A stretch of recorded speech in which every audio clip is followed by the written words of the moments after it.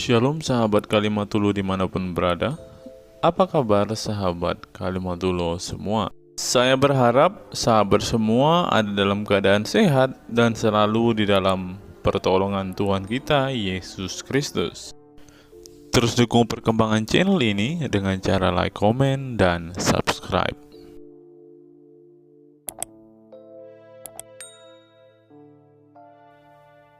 Kasih naik ada Isman. Banyak mereka yang sudah malu-malu. Iya, Isman, selamat pagi. Halo Isman. Berat ini teman-teman ya. Oke, kita kasih turun ya. Teman-teman, kalian menjadi saksi ya bahwa ketika ada seorang muslim itu berhadapan dengan saya debat agama, itu memang siap-siap memang dia itu harus malu. Karena apa? Ya karena mereka selama ini tidak pernah jauh berpikir sampai sejauh itu teman-teman. Karena selama ini yang mereka pikirkan itu adalah ya begitu amin, amin. Mereka nggak pernah mempertanyakan itu. Karena apa? Karena kalau mempertanyakan nanti masuk neraka. Padahal mempertanyakan sesuatu itu adalah sebagian daripada berpikir. Jadi kalau Anda mempertanyakan sesuatu itu tandanya bahwa Anda memikirkan sesuatu. Ya, Anda ingin tahu yang Anda tidak tahu. Tapi kalau selama ini saya lihat banyak orang muslim datang ke sini, dia tidak pernah mempertanyakan itu. Karena apa? Karena sedari kecil sudah dibilang, jangan tanya. Kalau tanya nanti ragu-ragu, masuk neraka. Lu iya. Kalau bertanya dia sama bapaknya atau ibunya, atau sama guru ngajinya, nanti guru ngajinya bilang, kamu ini ya mempertanyakan Allah, mempertanyakan ini, kamu kafir kamu. Itu yang saya dengar dari teman-teman saya masih kecil. Makanya tidak berani dia bertanya, tidak berani berpikir kritis. Nah, disinilah tempat kita berpikir kritis. Ya, sederhana. Kalau Muhammad Nabi terakhir, kenapa Nabi Isa yang akan datang? Ayo silakan. Oke, ini berat ini pertanyaan ini teman-teman ya. Kita kasih Bibah Munawaroh.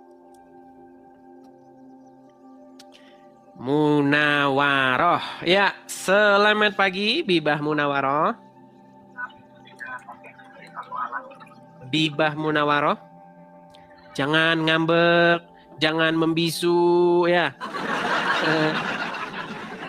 Terkejut, kedua lengan pun gugup. Nggak bisa ngomong dia. Oke lah, baik kita kasih turun ya teman-teman ya. Susah ini, berat pertanyaannya. Bang, ganti aja bang temanya bang, karena langsung sekamat itu pertanyaan. Apa kita PK ya? Kita udah lama sekali PK loh. Oke, saya coba ya. Kita cari, coba ini. Malica, coba. Saya mau join dulu ini Malica. Oke, dia lagi coba ya. Sebentar, sabar ya. Atau kita putar saja ya, kita putar. Acak dulu, acak penonton.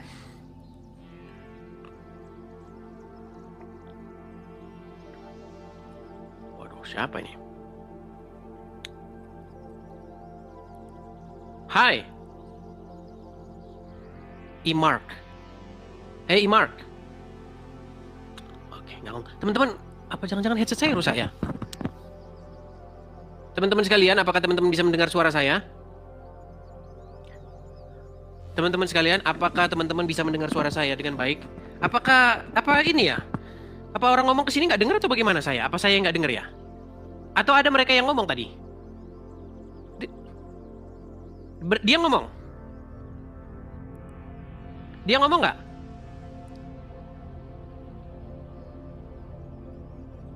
Nggak ngomong. Oke, berarti. Oke. Coba Haji Armin Ma'ruf. Coba kita Haji Armin Ma'ruf. Silakan. Tes kemampuannya. Ya, silakan Haji Armin. Selamat pagi. Ya, selamat pagi Haji Armin. Silakan Pak Haji, nyalakan kamera Anda. Itu gimana? Judulnya apa itu kalau Muhammad? Iya, nyalakan kamera dulu Pak Haji. Coba Pak Haji ya. Pak Haji kan naik ke sini, mau berdiskusi dengan baik kan? Setuju? Oh iyalah, masa Oke. mau bertengkar. Oke, silakan Pak Haji, nyalakan kamera dulu, silakan.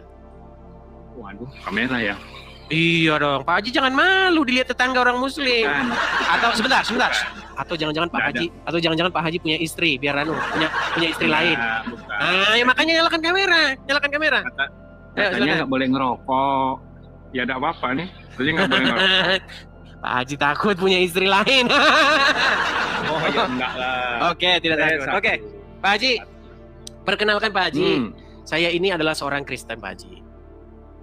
Oh ya, syukurlah. Tetapi Terima- kebetulan Pak Haji, banyak orang-orang Islam yang saya lihat di media sosial itu membahas agama Kristen. Nah, jadi saya tertarik nih. Enggak juga itu, enggak semua. Betul, nggak Nggak semua. semua. Yang bilang semua juga siapa Pak Haji? Makanya pakai headset. Ada kalimat banyak katanya. Banyak Tapi Pak Haji, banyak. Banyak itu kan bukan berarti semua. Astagfirullah Pak Oh, Haji. iya. Pak Haji. Iya. Pak Haji bagaimana ini hanya? Iya. Oke, Pak Haji. Jadi karena banyak orang-orang Islam membahas atau membuat konten membahas agama Kristen, maka saya sebagai orang Kristen juga memiliki hak yang sama untuk juga membahas agama Islam. Tetapi saya berusaha semaksimal mungkin, berusaha sekuat mungkin untuk menahan mulut saya daripada memaki-maki, menghujat, mengeluarkan kata-kata kotor di dalam sebuah diskusi. Ya. Iya. Nah, Pak Haji, saya punya pertanyaan begini Pak Haji. Setahu Bagaimana? saya Pak Haji ya, setahu saya nih, Iya. umat Islam percaya bahwasanya Muhammad itu adalah nabi yang terakhir. Setuju? Setuju. Setelah Muhammad masih ada Keyakinannya. nabi lagi nggak? Setelah Nabi Muhammad itu tidak ada lagi nabi yang terakhir. Oke. Dia nabi penutup di Oke. dalam keyakinan agama Islam. Oke. Pertanyaan saya, Pak Haji, Muhammad kan sudah meninggal. Ya, Nanti akan datang lagi nggak nabi, yaitu Nabi Isa? ya. Nah, betul, berarti akan siapa? turun. Berarti siapa nanti nabi yang terakhir yang datang? Oh, nanti itu kan pada setelah saatnya Nabi Isa awal dia turun itu, karena untuk membenahi umat Kristen yang banyak, bukan umat Kristen lah ya, umat yang banyak. Pak Haji, kita bukan membuat membahas dosa. mengenai apa yang nanti yang dikerjakan. Makanya teman-teman ngomong sama orang muslim itu harus sabar. Tenang, sabar. Pak Haji, saya tidak bertanya Isa Ya. nanti ngapain, Pak Haji. Bukan itu bahasan kita. Mau Isa nanti nyangkul, mau dia jualan bakso, bukan itu Pak Haji, bukan. Pertanyaan saya begini. Setelah Muhammad meninggal, akan datang lagi nabi nggak? Setelah banyak itu yang mengaku-ngaku nabi, banyak. Nabi yang sungguhan. Ya nggak tahu saya yang sungguhan mah, tapi yang saya Oke, dengar berarti Nabi banyak. Isa akan datang lagi nggak? Bahkan ada yang mengaku malaikat Jibril. Nabi Isa akan datang lagi nggak Pak Haji? Dia datang pada akhir zaman mendekati. Oke, berarti siapa Nabi yang terakhir? Nabi yang terakhir di dalam kehidupan kita itu Nabi Muhammad. Ini keyakinan saya ya. Berat. Oke lah Pak Haji. Oke, mungkin kita undanglah Islam-Islam yang masih muda, yang memiliki pengetahuan ya Pak Haji ya. Oke Pak Haji. Oh ini begini, sebentar saya Gimana? nyampein Gimana Pak Haji? dulu. Gimana? Ya.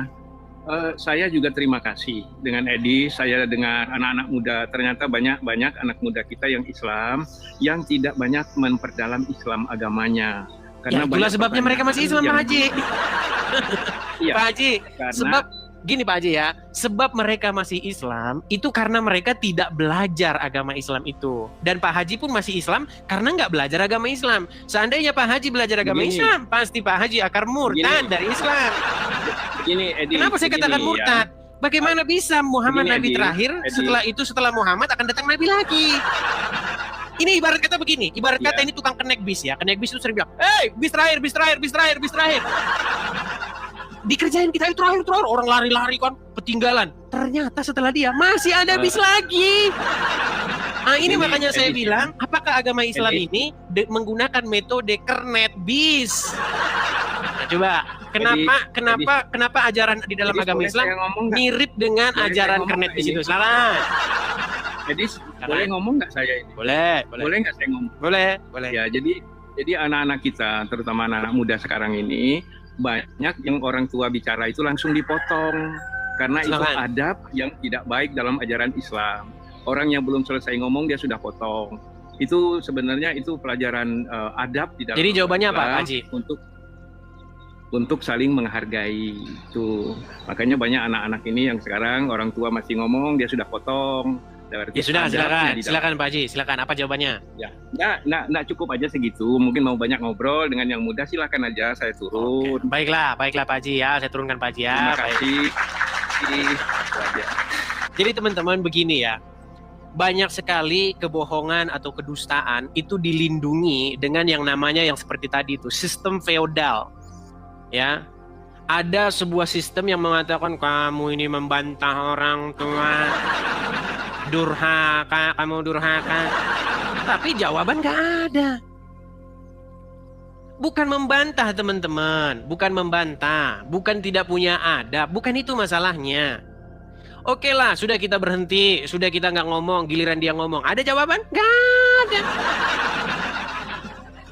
Jadi jangan berlindung di balik sebuah sistem. Tidak boleh kamu begitu kepada orang tua. Kita menghargai orang tua ya. Di dalam Alkitab jelas dikatakan, taruhlah hormat kepada orang yang lebih tua. Ada di dalam hukum Taurat. Tetapi jawabannya juga dong. Jawabannya. Zong tidak ada. Ini gimana? Oke, kita kasih naik ada Ernawati Siringo-ringo. Ya, silakan Ernawati Siringo. Oke, terpental ya. Kita kasih naik ada sebentar ya. Sabar teman. Syukur Halawa. Selamat pagi, saudara Syukur Halawa. Selamat pagi menjelang siang, Pak Edis. Saya cuma mau bertanya aja dalam sisi rasa penasaran saja sih, Pak Edis. Nyalakan kamera dulu, Pak Syukur Halawa. Saya tanya, apakah Anda Kristen atau Islam? Alhamdulillah Kristen, Pak Edis. Oh, Kristen. Ini kita kasih kesempatan sebenarnya kepada yang Muslim, Bang. Oke dah, ya udah dah, saya turun aja dah daripada marah. Mohon maaf ya Bang ya, mohon maaf. Siap. Oke dah. Salam. Teman-teman, begini teman-teman. Kita nanti adalah kalau misalnya udah mau tutup gitu ya, nanti boleh Kristen naik kita ngobrol-ngobrol. Tapi ini kita kasih dulu kesempatan kepada yang Muslim. Gini loh, saya kasih nih, karena banyak mungkin yang baru dengar. Kalau misalnya saya sebagai host Kristen membahas agama Islam, yang kita naikin Kristen, kira-kira nanti akan subjektif atau objektif? Nanti banyak juga yang nggak tahu. Aduh subjektif katanya kan. Kadang-kadang kita harus mengajarkan bahasa Belanda kepada orang Indonesia. Gini, subjektif itu adalah sebuah pendapat di mana pendapatnya itu menurut dia sendiri. Gitu. Contoh misalnya, si Anu itu baik atau enggak, begitu. Nah, kita harus undang dari pihak lawan supaya apa? Supaya kesimpulannya itu objektif, artinya lebih diterima semua pihak. Begitu. Kalau kita ngundang yang dari keluarga kita sendiri, ya namanya keluarga ya pasti mihak lah. Pasti mihak gitu. Jatuhnya nanti jadi menggosip. Gitu loh. Jadi supaya kesimpulannya itu betul-betul bisa dipertanggungjawabkan, maka dari pihak lawan itu harus kita undang. Contoh misalnya di dalam pengadilan. Bayangkan di dalam pengadilan, hakim duduk, terus terdakwanya itu dicecar, nggak ada pembelanya. Ya, subjektif. Itu kan katamu, kata jaksa penuntut umum. Nah, makanya kita harus panggil juga dari pihak lawan, gitu maksudnya ya. Jadi yang Kristen-Kristen, saya mohon kita kasih dulu kesempatan kepada yang Muslim ya. Supaya apa? Supaya kalau kalian naik ke sini, nanti kita tidak mengambil kesimpulan-kesimpulan yang semau kita sendiri. Begitu. Kita beri kesempatan kepada mereka. Oke? Oke? Jadi silakan kalau yang Muslim naik. Adapun yang Kristen teman-teman ya, follow nih akun yang asli, tap layar, 1 orang 1 love orange, seperti itu ya. Tuh, bagikan siaran ini seperti itu. Ya. Siaran ini juga memerlukan support finansial, teman-teman. Seperti yang teman-teman ketahui bahwa di negeri sini apa-apa itu mahal, begitu teman-teman ya. Saya sudah fokus saja kepada pemberitaan atau pekerjaan pemberitaan di TikTok ini, memberitakan kebenaran di TikTok ini saja. Saya nggak mengerjakan yang lain-lain. Nah, jadi kalau teman-teman ada berkat berlebih, support. Kalau nggak ada, jangan dipaksakan. Seperti itu ya, seperti itu. Yang Kristen. Nanti di akhir saya undang juga kok. Nanti kalau mau berhenti, ya. Nah, teman-teman kalau mau support saya, teman-teman secara finansial acara ini, teman-teman bisa support di sini. ketutup ya, sebentar. Nih saya balikin dulu wajah saya biar nggak ketutup. Nah, tuh. Jadi teman-teman yang Kristen bisa dukung program saya ini di yang tertera di layar itu. Ya, silakan teman-teman tangkap layarnya. Bagi yang nonton di YouTube tuh ada tulisan berjalan, ya ada Zelle, ada PayPal, teman-teman bisa support saya di situ. Oke, kita lanjutkan kembali ya. Kita kasih naik. Nih, banyak orang yang kejang-kejang tuh. Wah. Jadi teman-teman, saya cuma mau bilang sama kamu ya, saya cuma mau bilang, kalau kamu nggak mau support, ya jangan maksa, begitu, ya. Saya ini kan menghabiskan waktu saya, tenaga saya, pikiran saya, bahkan apa yang saya punya saya tinggal. Untuk apa? Untuk membuat acara seperti ini. Apakah kalian pikir acara seperti ini tidak perlu biaya? Ya perlu. Nah. Ya. Oke, kita kasih yang selanjutnya. Ini tema kita menarik nih teman-teman ya. Sebentar. Ah, ini dia. Kalau Muhammad Nabi terakhir, kenapa Nabi yang akan datang malah Nabi Isa? Sederhana, simpel. Kita kasih naik ada Mas Hasan. Ya silakan Mas Hasan. Halal darahmu di Solo, Bos. Halal darahnya. Tuh teman-teman lihat kan? Itu. Yuk, Mas Hasan, silakan. Macet. Oke, Mas Hasan macet, teman-teman kita turunkan ya. Heran loh saya. Kenapa sih kok halal darah? Saya ini kan bertanya, kalau Muhammad Nabi terakhir, kenapa Nabi yang akan datang tuh malah Isa? Masa jawabannya halal darahmu? Ini apa-apaan toh? Coba dari mana logikanya kalau bertanya halal darah? Berarti kamu memang menutupi sesuatu. Gimana? Oke, kita kasih naik dari Rika Tigan. Selamat pagi, Rika Tigan. Halo. Ini kenapa nih kira-kira menurut teman-teman apa yang terjadi kepada Rika Tigan ini?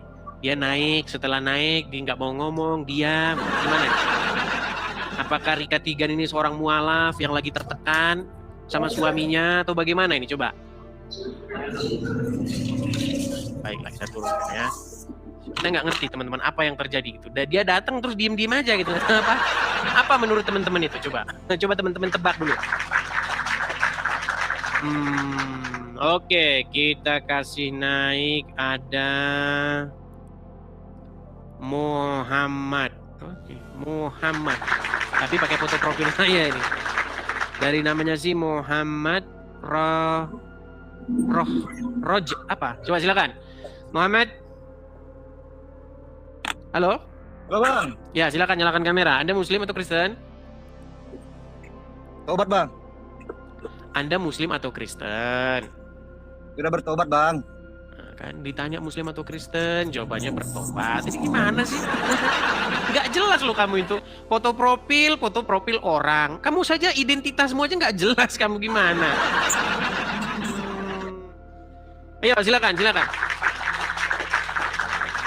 Kalau kamu merasa bahwa kamu benar, percayalah teman-teman, kebenaran itu nggak akan bisa ada yang lawan. Apapun kau, biarpun langit runtuh, kebenaran itu tidak akan bisa dipatahkan oleh siapapun. Kenapa kamu harus gemetar kalau kamu benar? Coba nih, kalau Muhammad Nabi terakhir, kenapa Nabi yang akan datang malah Nabi Isa? Ya, Malik. Ar-Rahman 'allamal Qur'an khalaqal insana 'allamahu bayan. Artinya apa? Asy-syamsu wal qamaru bihusban. Ini yang kalian maksud menjual ayat-ayat Quran itu yang begini. Ini yang menjual ayat-ayat Quran. Bayar saya. Jangan lupa kasih duit saya. Lari dia. Itu yang menjual ayat-ayat Quran yang seperti itu. Ya, Torik. Aduh, ini mulai nih. Ding ding ding ding ding ding. Udah mulai nih kumat lagi nih. Brother minta. Aduh, sulit ini teman-teman. Sulit. Coba yuk. Saya pengen membuat satu diskusi yang diisi oleh dua orang yang berkompeten gitu. Saya sebagai orang yang sangat-sangat mengerti agama Islam, mengundang orang Islam yang ngerti agama Islam. Gitu, yuk coba yuk. Bisakah siapa di antara kalian atau panggil lah siapa guru kalian coba. Datang kemari, yuk. Coba kita kasih negara Rahmat. Bang Idan, makasih Bang Idan, terima kasih. Rahmat. Halo Dis. Ya, Bang Rahmat, silakan Bang, nyalakan kamera Bang. Abang Muslim Bang? Muslim. Bang, jangan separuh Bang. Masa Abang kayak begini Bang? Gimana? Ini apa yang mau dilihat Bang kalau begini Bang? Halo Dis. Saya sebentar aja Dis. Sebentar doang. Bang, naik lu, Bang, naik Bang. Wajah naik Bang. Iya sebentar doang Dis. Saya akan jawab Dis, di Islam itu. Ya, tidur di sana. Kalau misalnya kamu naik ke sini, terus kamu malu, jangan naik. Kan saya paksa lo kamu naik itu. Naiklah ke sini kalau kamu tahu bahwa kamu memperjuangkan kebenaran. Kalau kamu tahu bahwa kamu itu sudah mengimani tipu-tipu, ya jangan naik ke sini. Karena saya tahu kamu tuh tahu bahwa kamu mengimani tipu-tipu, makanya kamu begini-begini. Ya karena tipu-tipu yang kamu imani, tahu. Gimana? Ayo silakan. Kita kasih naik ada Kang Mas. Silakan Kang Mas, nyalakan kamera Anda. Muslim ya Kang Mas? Halo Kang Mas. Nah, ini kan ngajukan permintaan naik, giliran dinaikkan diam. Terus masih kalian dengar lagi omongan orang-orang. Edis itu tidak berani diskusi. Nah, ini orang naik ke sini tapi dia diam. Aduh, susah ya. Berat. Oke, kita kasih naik ada sebentar ya. Donat gula. Namanya ini ya donat gula. Edis. Silakan donat gula, nyalakan kamera dulu. Kenapa namamu donat gula? Kenapa nggak donat mentega gitu? Bentar. Ya, silakan. Donat gula. Bentar ya. Aku duduk di sini aja deh. Silakan donat gula. Anda Kristen atau Islam? Islam. Yakin Anda Islam? Anda nggak bohong? Iya Islam. Oke, donat gula. Begini. Kok miring ya? Oke, coba tenangkan dulu, taruh dulu yang baik. Kalau sambil dipegang-pegang gini terus capek lo nanti gini. Sambil megang-megang gini capek. Letakkan saja, letakkan. Ah, gitu. Agak menggema ini. Kenapa agak menggema itu? Oke, pelan-pelan mungkin saya ngomongnya. Gini, donat gula. Anda mengaku bahwa Anda seorang muslimah. Dari mana saya yakin bahwa Anda seorang muslimah? Ya memang muslimah, memang Islam. Oke, sholat atau enggak? Sholat. Oke, saya pengen dengar. Coba bacaan sholat gimana? Sholat yang mana? Niatnya tak? Oke, coba niatan. Mau sholat subuh, sholat maghrib, terserah. Apapun yang membuktikan bahwa Anda benar-benar seorang muslimah. Sambil fardu subuhi rakaatain mustaqbil berarti ada anillahi ta'ala. Sah. Artinya? Artinya? Sholat subuh 2 rakaat karena Allah Ta'ala. Baik. Sah, muslimah ya. Oke, lalu apa gerangan ini donat gula naik ke channel ini? Ini lagi mendalami apa? Mendalami agama Kristen. Lagi mendalami agama Kristen. Memangnya ada niatan untuk meninggalkan agama Islam atau bagaimana? Dari kemarin udah nonton sih. Dari kapan nih? Aku bulan Juni naik kemarin. Oke. Dari bulan Juni sampai Sudah pernah naik ke sini sebelumnya? Pernah. Oke. Soalnya terlalu banyak yang naik, ada ribuan jadi saya lupa. bulan Juni tahun lalu sudah naik ke sini. Pada waktu itu kita ngobrolin apa? Bisa saya diingatkan kembali? Ngobrolin kan kemarin niatnya mau pindah ke Kristen gitu nah. Oke. Lalu? Kenapa tujuannya pindah Kristen katanya gitu kemarin. Uh-huh. Cuman kan kemarin memang pernah itu pernah punya hubungan sama orang Kristen gitu kan. Terus kata pasanganku ini disuruh tonton ini coba kata gitu. Nonton di TV. Oke, lalu? Ya aku juga sering nonton. Kadang kalau dia nonton aku juga nonton gitu. Terus kemarin juga ditontonin film ini waktu Yesus disalib kayak gitu. The Passion of the Christ. Kemarin gitu, pokoknya filmnya 2 jaman gitu. Oke, terus? Terus ya terus aku juga sering ikut ke gereja. Oke, intinya Anda ada niatan untuk menjadi seorang Kristen. Masih mau, dan aku sampai sekarang masih mencari alasan yang lebih kuat banget. Oke, apa kira-kira yang membuatmu pengen masuk ke yang menghalangimu untuk menjadi orang Kristen? Yang masih menjadi penghalang apa? Aku masih denial tentang banyak sih sebenarnya kalau diomongin di sini jadi apa? Kalau banyak-banyak nanti kita nggak punya waktu seharian. Maksud saya yang paling fundamental aja coba. Ada yang masih denial itu yang Yesus. Sebentar. Karena di sini banyak orang Belanda, jadi nggak tahu denial itu apa. Kita jelaskan dulu. Denial itu maksudnya masih menolak begitu. Padahal udah fakta, tapi masih berontak gitu nah. Ya, masih menolak di hati itu masih menolak begitu ya. Apa itu?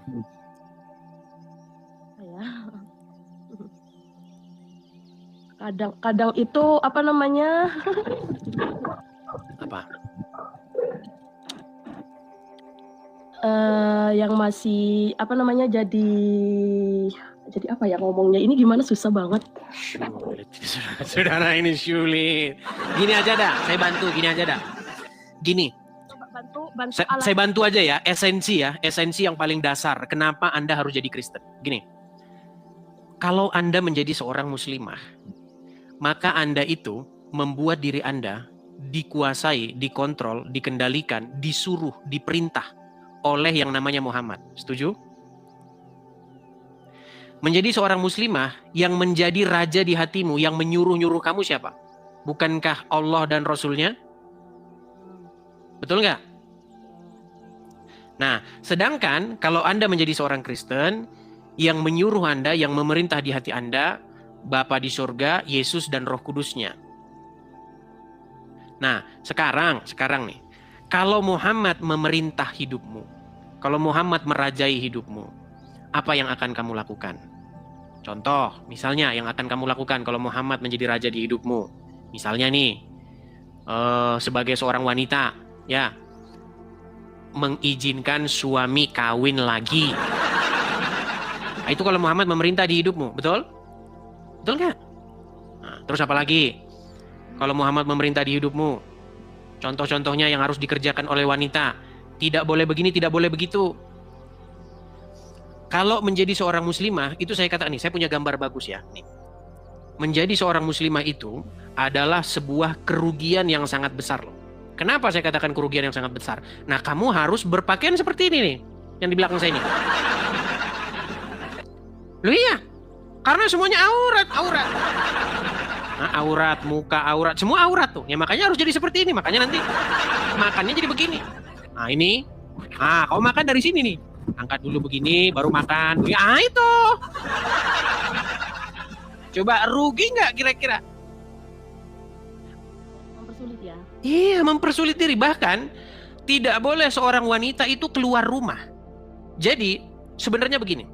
Kalau kita mempelajari Al-Quran, kita itu kan harus mencontoh apa yang dikerjakan oleh istri-istri Muhammad. Nah, istri-istri Muhammad itu tidak boleh keluar rumah. Nah, kalian pun harus mencontoh istri-istri Muhammad, nggak boleh keluar rumah. Makanya di Arab Saudi, dulu itu nggak boleh perempuan menyetir, nggak boleh. Perempuan keluar dari rumah tanpa mahramnya nggak boleh.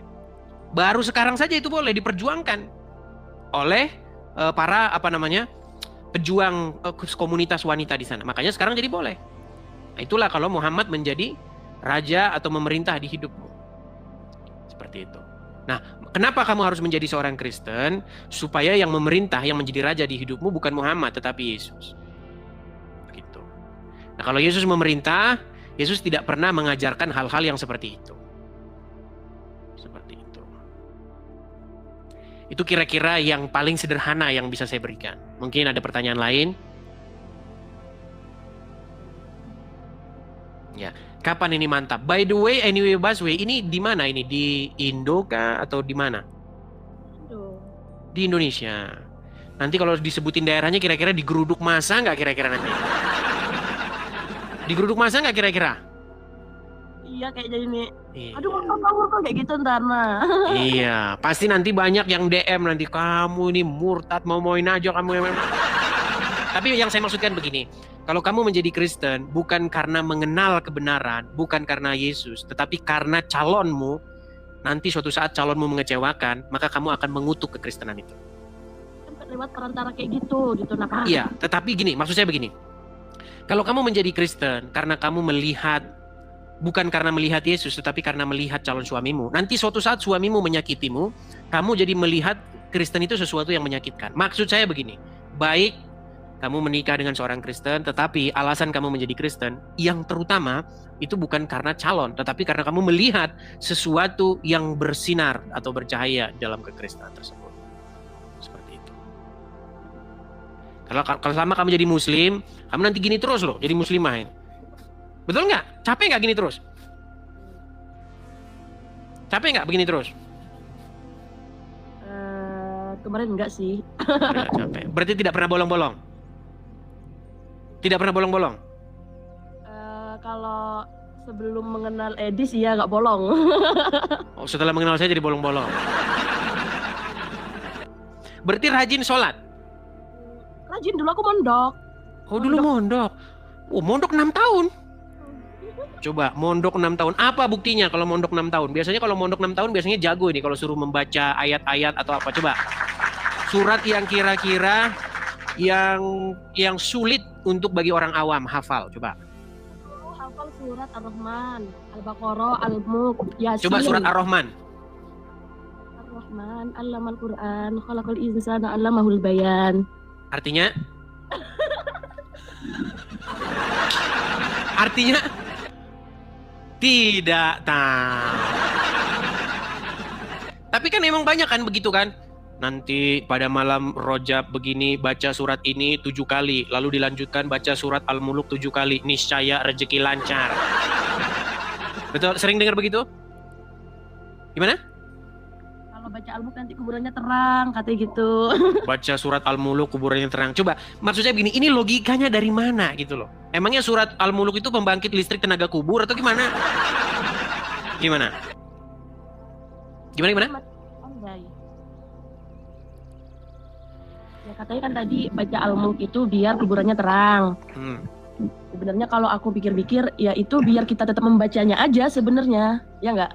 Iya, makanya saya bilang seandainya surat Al-Muluk itu nanti dibaca kuburannya terang, berarti Al-Muluk itu sumber tenaga pembangkit listrik tenaga kubur, betul nggak? Tetapi yang saya mau bilang begini loh, itu semua tidak ada di dalam Al-Quran. Kalau baca surat Al-Muluk nanti begini, itu di Quran nggak ada. Itu adalah cerita-cerita yang dibuat oleh para ulama-ulama, begitu. Sehingga itu membuat orang Muslim banyak menghafal-hafal ayat. Nanti kalau mau usaha baca ini 7 kali, terus nanti disembur dengan air putih, terus nanti usaha lancar. Ini bagaimana sih kita pola pikir begini, gitu, ya kan? Iya. Kalau mau usaha lancar, bisnis lancar, ya produknya harus bagus, melayani customer harus bagus. Mau dibaca surat Al-Muluk 1000 kali, kalau judes sama customer, ngapain? Mau ngapa? Mau beli pak? Apa? Beli apa? Ya bubar, lari semua, gimana? Begitu. Kenapa sih kita tidak mikir yang logis gitu loh? Ya enggak? Kadang juga mikir kalau itu fakta, tapi masih nggak mungkin lah gitu kayak gitu lagi nah. Ya artinya kamu sudah mulai mempertanyakan itu kan? Kok begini begitu, ya kan? Ya. Oke lah, intinya itulah pesan saya, supaya mengganti yang memerintah di hatimu bukan lagi Rasul Muhammad, melainkan Yesus. Seperti itu. Ya. Itu saja. Oke, terima kasih Donat Gula. Kita turunkan ya. Iya, oke, kita lanjutkan kembali ya. Yuk, silakan. Kita kasih naik ada Kitty. Oke, Kitty. Ya, selamat pagi menjelang siang, Saudari Kitty. Pagi menjelang siang. Oke, Saudari Kitty, saya mau tanya dulu. Saudari Kitty, apakah Anda ini muslimah atau Kristen? Apa ya dibilang? Dulu muslimah. Dulu Tapi muslimah. sekarang kayaknya enggak. Tapi nggak tahu juga soalnya belum dibaptis. Kayaknya. Oke, baik. Gak apa-apa, santai aja. Kita cerita santai aja. Oke. Di KTP berarti Aduh, masih... deg-degan aku. Gak apa-apa, santai saja. Tarik napas dulu, Hembuskan. Soalnya ini baru pertama kali masuk dan aku coba. Oke, tenang, Nah, santai saja. Ini adalah era kesempatan kebebasan berekspresi. Tetapi sekalipun kita ekspresi bebas, kita juga harus menjaga tutur kata, tidak menghujat atau memaki atau memfitnah begitu. Oke, begini, Kitty, di KTP masih tertulis Islam? Masih tertulis Islam. Tetapi Anda tidak menganggap diri Anda seorang muslimah sekarang? Iya. Karena apa itu? Boleh tahu nggak? Karena apa? Apa ya? Mungkin kalau dulu sih aku pernah ngalamin yang namanya benar-benar jatuh sejatuh-jatuhnya, dan aku ngerasa kalau aku minta itu sama yang salah, terus karena nggak dapat jawaban ya gitu. Gitu. Jadi maksudnya gimana nih? Agak-agak kurang jelas. Maksudnya gimana nih? Gimana? Dulu tuh aku tuh pernah kayak ngerasain jatuh yang bener-bener jatuh banget gitu kan di kehidupan aku. Terus kayak aku berdoa sama Tuhanku yang dulu dan aku tidak menemukan jawaban. Terus ada yang kasih saran sih sebenarnya, coba deh beralih kata gitu, berdoa secara Kristiani. Oke, lalu? Terus aku ikutin, ternyata aku di situ ngerasakan ketenangan, kedamaian. Banyak lah yang aku alamin, kayak benar-benar ngerasa damai banget, sejahtera kali hidupku rasanya. Jadi di situ aku mulai kayak oke lah, sayangnya ini pilihanku untuk. Oke. Tapi di sini tidak boleh main klaim. Gini. Iya. Berapa tahun menjadi seorang muslimah yang betul-betul muslimah, lalu sudah berapa tahun tidak lagi menganggap diri sebagai seorang muslimah? Perkiraan aja, kasar-kasar aja. Dari bayi ya masih Islam ya, tapi kalau untuk yang benar-benar menjadi seorang muslimah yang taat banget itu enggak juga. Ya masih bolong-bolong juga salatnya, puasanya gitu. Tapi kalau mulai menganggap diriku ini bukan lagi seorang muslimah itu sejak tahun 2018 itu, bukan tidak menganggap tapi mulai belajar tentang kekristenan itu 2018 dan memutuskan untuk oke, ini pilihanku itu sejak 2024. 2024 berarti baru sekitar 1 tahun yang lewat ya, lebih dikit ya. Oke. Apa yang membuat Anda akhirnya mantap begitu? Karena waktu itu kayak aku tuh ngerasa memang benar-benar jatuh, galau, terus tiba-tiba aku malam sekitar jam 3 pagi gitu aku tidur, kan nggak bisa tidur tuh. Terus aku tidur jam 3 pagi itu aku dimimpiin sosok laki-laki, ya yang biasa kita lihat lah gambar-gambarnya itu kan, sebagai Tuhan. Aku mimpi dia datang, dia pegang kepala aku gini, terus dia bilang, aduh mau nangis aku. Gak apa-apa, ekspresikan. Dia bilang, udahlah, dia bilang kayak gini, udah anakku, sembuhlah bersamaku, ayo datang kepadaku. Dari situ aku terus mulai, oke, dia datang buat ngerangkul aku. Oke. Artinya memang dalam kekristenan itu nyata begitu ya. Selama jadi muslimah tidak pernah begitu ya mengalami hal-hal yang nyata seperti itu ya. Enggak pernah. Oke. Enggak pernah. Karena tapi di sini kita tes dulu karena nanti masih ada yang bilang itu memang Kristen, itu ngaku-ngaku. Coba begini. Enggak. Oke, coba. Nunjukin KTP-ku, masih Islam. Jangan nunjukin KTP, nanti kena ban. Enggak boleh nunjukin ID di sini. Gini. Bisa enggak membacakan satu surat atau satu ayat begitu di dalam Al-Qur'an, atau makasih Bang Tobias, ataupun bacaan sholat begitu supaya kami tahu. Ini bukan menyuruh Anda balik jadi Islam ya, hanya membuktikan bahwa Anda memang pernah jadi muslimah. Iya, yang dasarnya aja Al-Fatihah ya kan. Kalau Al-Fatihah terlalu lumrah, mungkin selain dari Al-Fatihah. Apa ya?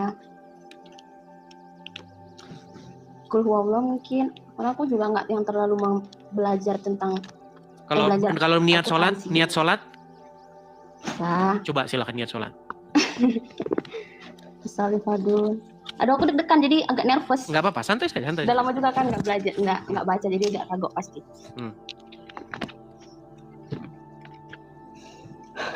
Misalnya Fadul. Sumpah aku lupa. Lupa. Karena nervous, sorry. Atau bacaan ayat Quran, bacaan ayat Quran, coba. Apa Bacaan ayat ya? Quran. Surat yang Anda ingat. Yang biasa aku baca dulu sih Qul huwallahu ahad, Allahu samad, lam yalid walam yulad walam yakul lahu kufuwan ahad. Sah ya. Satu. Ilahin nas min syarri waswasil khannas allazi yuwaswisu fi sudurin nas minal jinnati wan nas. Oke, sah ini muslimah, betul muslimah. Oke, ini pertanyaannya yang berikutnya nih. Udah dibaptis belum ini Kak Kitty ini? Belum. Sampai detik ini belum dibaptis. Tapi ke Belum, gereja. karena aku gereja. Ke gereja, tetapi belum dibaptis Tapi ya. diam, ngumpet. Tapi kalau ngomong di sini sudah nggak bisa lagi ngumpet-ngumpet nih. Ih, Oh iya, sebentar lagi akan Mudah-mudahan. viral di mana-mana. Tapi mudah-mudahan begini, nggak ada keluargaku yang nonton ya kan. ujung-ujungnya pasti tahu. Gini. Dan aku saat ini lagi mendalami isi Oke, begini Kak Kitty. Ini saya mau pesan juga ya, bukan saja kepada Anda, tetapi juga kepada banyak yang seperti Anda, Kitty yang lainnya. Gini, kita ini sudah waktunya berbicara. Jangan takut untuk berbicara, kita harus speak up, kita ngomong kepada seluruh dunia, bahwa inilah yang kita temukan, inilah yang benar. Tetapi, waktu kita ngomong memang harus menjaga. Karena kita tahu ya, nanti sikit-sikit, nanti penistaan agama didatangi rumah. Tetap hati-hati memilih kosakata-kosakata seperti itu. Iya. Atau mungkin ada pesan Kak Kitty kepada yang sesama muslimah juga, silakan. Aku nggak ada pesan apa-apa karena kalau menurut aku spiritual keagamaan itu masing-masing ya, yang mana dia mau memilihkan. Kalau pilihan dia tetap kepada Allah dan Muhammad ya silahkan, tapi jangan judge aku untuk memilih Tuhanku tuh Yesus. Amin. Ya kan. Oke, begitu ya Kak Kitty ya. Kita kasih kesempatan kepada yang lain. Terima kasih sudah speak Terima kasih up, ya, terima Bang. kasih sudah berbicara. Semoga diikuti oleh yang lain semakin berani untuk bicara. Terima kasih, Tuhan Yesus berkati ya. Kita turunkan ya. Iya, begitu ya teman-teman ya. Makin kita buka orang kesaksian nanti makin banyak lagi dan Zuma sama Yusufi makin penting. Ya, oke. Kita kasih naik ada saudari Susi si milik Kitty. Ya, silakan Susi, nyalakan kamera. Astaga. Tunggu Kak. Iya Kak, bentar ya. Ya, silakan. Iya Kak. Halo Kitty. Kok Kitty? Susi si milik Kitty. Oke, Susi. Saya mau tanya ini, Susi, apakah Anda ini seorang muslimah atau Kristen? Kristen Kak. Dari lahir sudah Kristen? Iya Kak. Oke, ada mau menyampaikan sesuatu apa, gerangan?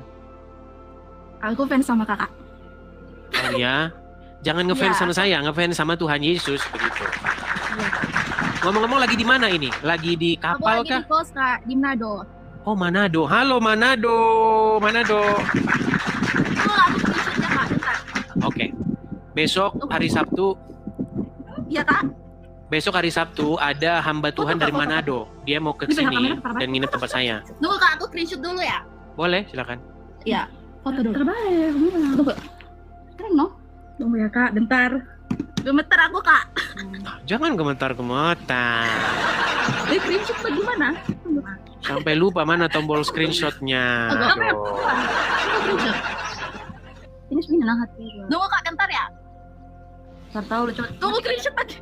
Weh. Nah, itu orang yang dengan bentar ya Kak. Oke, sudah Kak. Sudah ya. Dadah. Oke. Dadah. Oke, turunkan ya.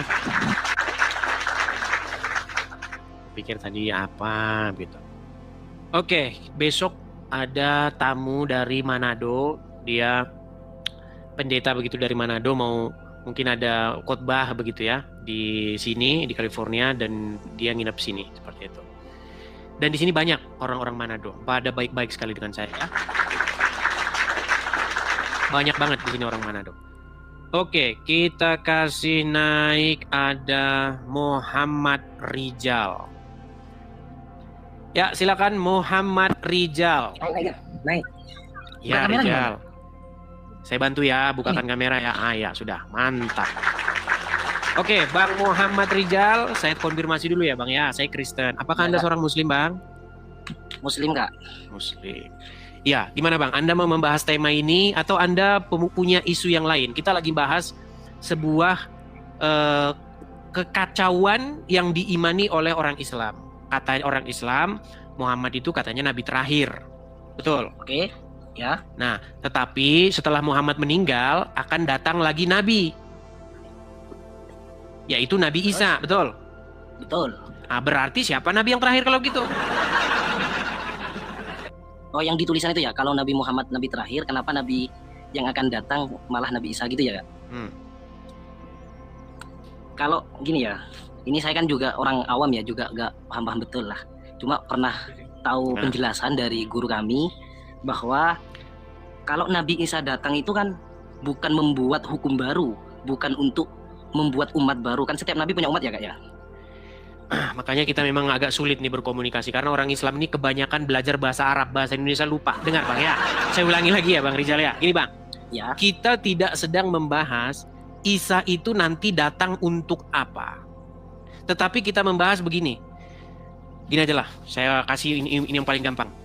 Bang, sekarang ini Muhammad sudah meninggal, setuju? Setuju. Oke. Menurut iman orang Islam, Muhammad itu adalah nabi terakhir. Nabi terakhir. Oke. Setelah Muhammad masih akan datang nabi lagi nggak?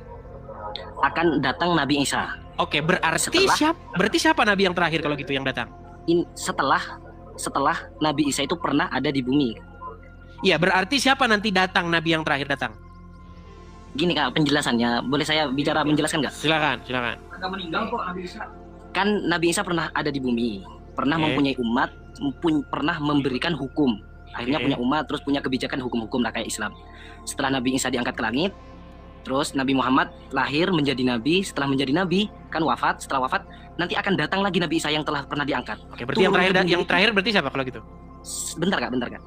Setelah Nabi Isa itu turun, yang saya tahu dia penjelasannya adalah bukan lagi untuk membuat umat baru, bukan lagi memberikan hukum baru, tapi Nabi Isa itu nantinya akan melanjutkan umatnya Nabi Muhammad dan menggunakan hukum syariat Nabi Islam yang dibawa. Berarti siapa nabi yang terakhir yang datang kalau gitu? Tetap konsistennya Nabi Muhammad. Sulit. Nabi Isa tidak wafat. Coba dengerin. Bang, Muhammad sudah meninggal. Kalau Muhammad nabi terakhir, artinya setelah Muhammad meninggal akan datang lagi nggak nabi diutus oleh Allah? Datang lagi itu perspektifnya bagaimana Kak? Kalau kita katakan datang lagi belum pernah datang, itu baru wajar kita katakan itu adalah nabi baru. Kalau dia pernah datang dan mempunyai umat kok datang lagi sebagai penerus nabi yang terakhir, itu bukan lagi baru Kak. Oke, berarti setelah Muhammad tidak ada nabi lagi? Tidak ada nabi lagi. Kecuali Nabi Isa yang turun. Tetapi kenapa Nabi Isa yang datang kalau begitu? Berarti nabi yang terakhir yang diutus oleh Allah siapa kalau gitu? Misinya apa Kak? Turun ke bumi misinya apa? Dalam rangka apa kan begitu? Kita harus tahu dalam Islam. Bang, saya ulangi pelan-pelan. Boleh saya jelaskan nggak? Atau gini saja. Menurut Anda ini Isa datang sebagai nabi atau tidak? Bukan, karena datang itu nabi itu kan membuat hukum ya Kak. Jadi berarti Isa tidak datang sebagai nabi.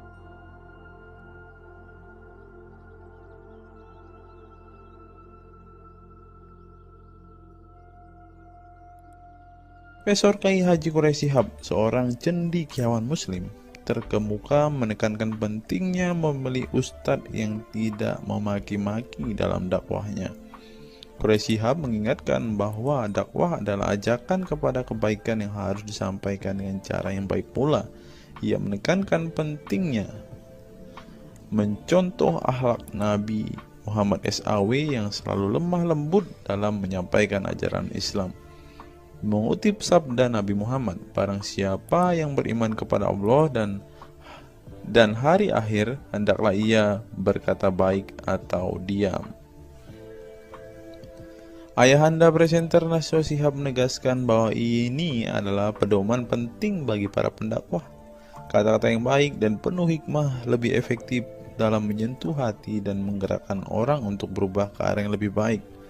Dalam dakwah, seringkali ditemukan penceramah yang menggunakan kata-kata yang keras dengan alasan untuk menegur atau mengingatkan umat.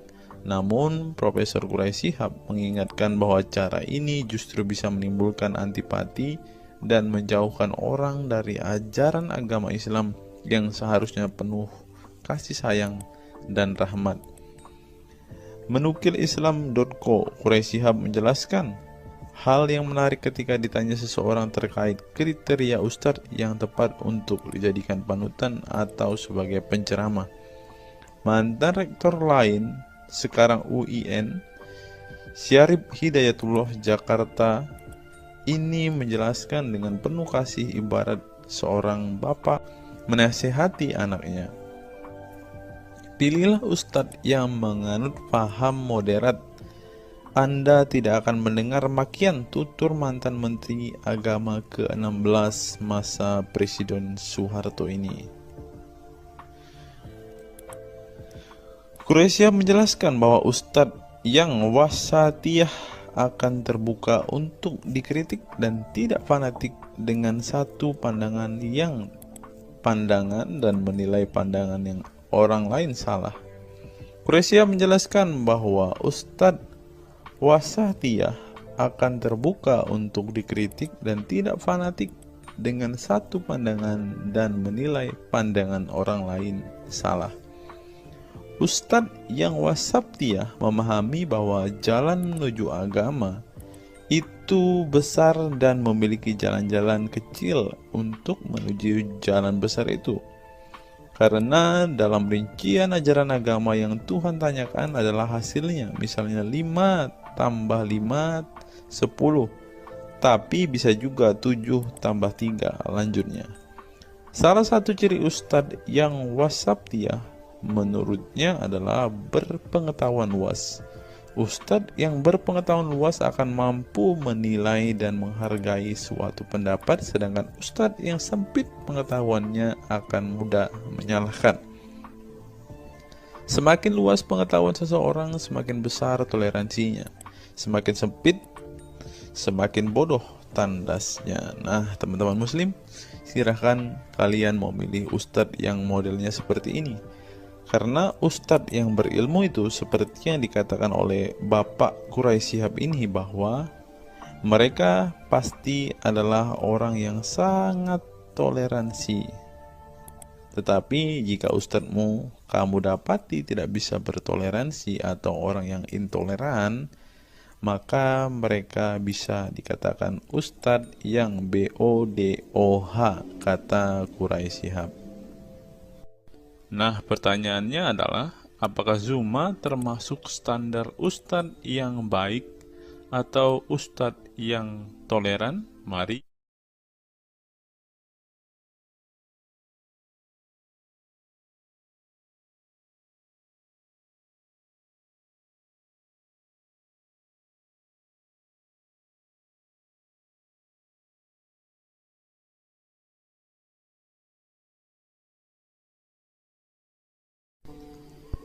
Google, mengapa Rasulullah disebut sebagai nabi penutup?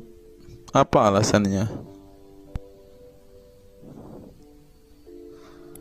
Alasannya mengapa Nabi SAW disebut Rasul terakhir adalah karena Allah SWT telah menunjukkan langsung sebagai penutup para nabi dan rasul. Hal ini tercantum dalam Al-Quran yang merupakan firman Allah.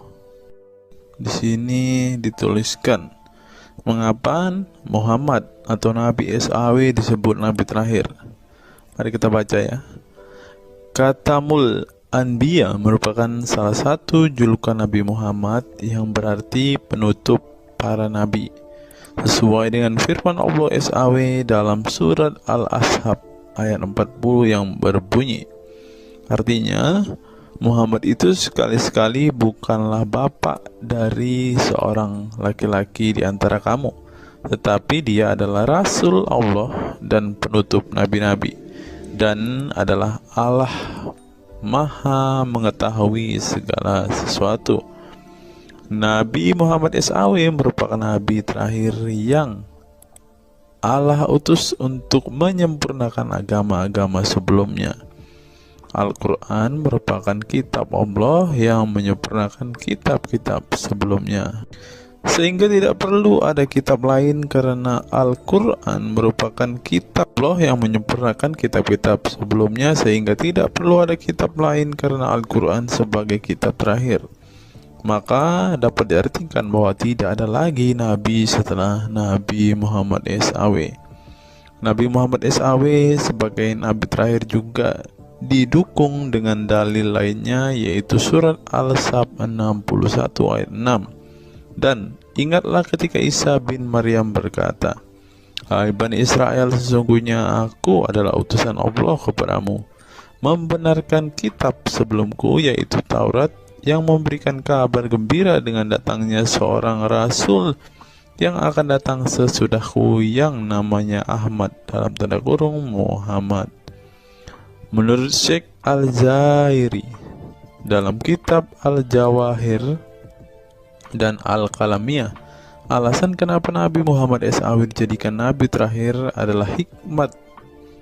adalah hikmah terputusnya para nabi itu untuk menyeru umat manusia agar beribadah kepada Allah, menunjukkan mereka ke jalan yang lurus dalam urusan kehidupan duniawi dan ukrawi, memberitahu kepada mereka tentang hal-hal yang tidak dapat dicapai oleh penglihatan mereka, dan memberitahu keadaan yang pemikiran mereka belum sampai, dan menetapkan dalil yang meyakinkan serta menghilangkan syubhat keserupaan yang tidak benar. Adapun hubungan dakwah Nabi Muhammad SAW dengan nabi-nabi terdahulu ialah terbangun atas dasar sebagai penguat dan penyempurna dakwah nabi-nabi sebelumnya. Oleh karena itu, semua para nabi selalu dibangun atas dasar dua pondasi utama, yaitu akidah, syariat, dan akhlak. Dari segi kaidah, dari segi akidah, semua ajaran yang dibawa oleh para nabi, mulai dari Nabi Adam alaihissalam sampai Muhammad SAW, adalah sama. Tidak ada beda antara nabi satu dengan nabi yang lainnya. Semuanya mengajarkan keimanan terhadap keesaan Allah SWT, yaitu dengan membersihkan dari segala sifat yang tidak layak baginya, dan mengimani adanya hari kiamat serta adanya surga dan neraka. Maka dari itu, semua para nabi menyerukan kepada kaumnya masing-masing antara dasar iman kepada Allah, dan semua para nabi setelahnya saling membenarkan ajaran yang telah dibawa oleh para nabi sebelumnya. Adapun dari segi syariat yang mengatur tatanan kehidupan masyarakat dan individu terhadap perbedaan dalam metode dan kuantitasnya antara satu nabi dengan yang lain. Hal itu disebabkan karena syariat tersebut dalam ranah pelaksanaan, bukan sebuah pengabaran seperti akidah. Perkembangan zaman dan perbedaan bangsa yang satu dengan bangsa yang lainnya turut mempengaruhi syariat mereka satu sama lain. Diutusnya satu nabi itu adalah khusus untuk umatnya pada waktu itu, bukan umum untuk semua manusia. Sebuah hukum syariat terbatas dalam ruang lingkup yang sempit sesuai dengan umatnya pada waktu itu secara khusus. Nah, dari bagian pertama ini kita mengetahui teman-teman mengapa Rasulullah ini dikatakan sebagai nabi penutup, karena Rasulullah juga mengajarkan kepada keesaan Allah, teman-teman. Nah, seperti yang terus di sini, semuanya mengajarkan keimanan terhadap keesaan Allah SWT, yaitu dengan membersihkan dari sifat segala yang tidak layak baginya dan mengimani adanya hari kiamat dan adanya surga dan neraka. Salah satu alasan mengapa Rasulullah disebut sebagai nabi penutup adalah ini, teman-teman. Mari kita lihat fakta berikutnya. Menurut kumparan, teman-teman, alasan mengapa Rasulullah SAW disebut nabi terakhir teman-teman. Mari kita simak ya.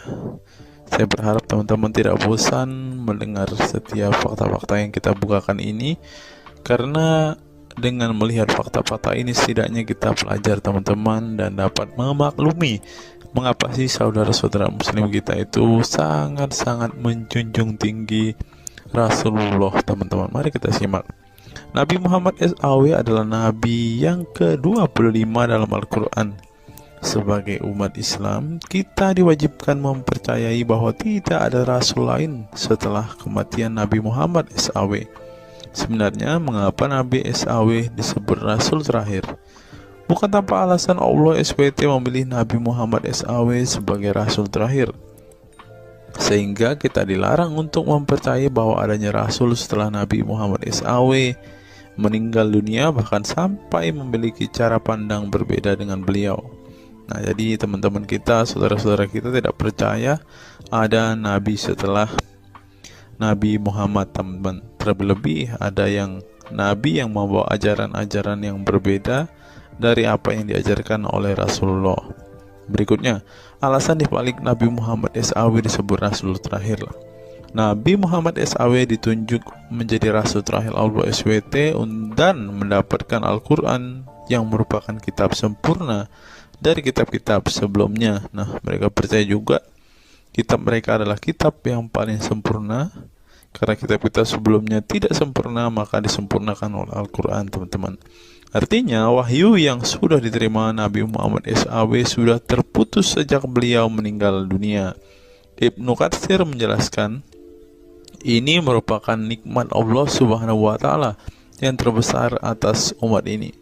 Allah Subhanahu wa Ta'ala telah menyempurnakan untuk mereka agama mereka, sehingga mereka tidak lagi membutuhkan agama selain agama mereka. Mereka tidak pula membutuhkan nabi selain nabi mereka. Oleh karena itu Allah Subhanahu wa Ta'ala menjadikannya sebagai penutup para nabi. Allah Subhanahu wa Ta'ala mengutus beliau kepada manusia dan kepada jin. Nah, jadi teman-teman, Rasulullah juga bukan hanya dikirim kepada umat muslim, kepada manusia-manusia yang percaya dan memutuskan untuk memeluk agama Islam saat ini, ternyata juga kepada para jin, teman-teman.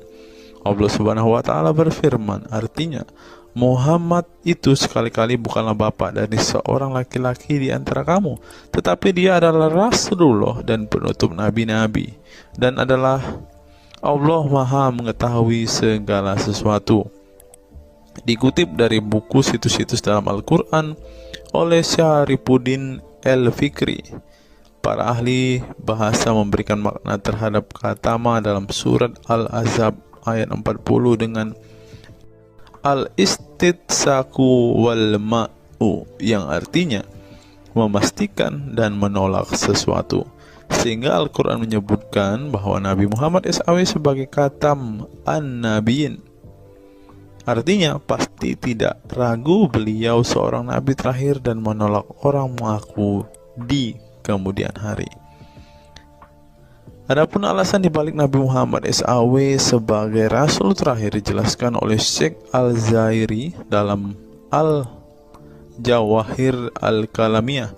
Sebenarnya Nabi kita Muhammad dikatakan sebagai penutup para nabi itu hanya karena sesungguhnya hikmat terputusnya para nabi itu menyeru umat manusia agar beribadah kepada Allah, menunjukkan mereka ke jalan yang lurus dalam urusan kehidupan duniawi dan ukhrawi, memberitahu kepada mereka tentang hal-hal yang tidak dapat dicapai oleh penglihatan mereka, dan memberitahu keadaan yang pemikiran mereka belum sampai, dan menetapkan dalil yang meyakinkan serta menghilangkan syubhat-syubhat keserupaan-keserupaan yang tidak benar.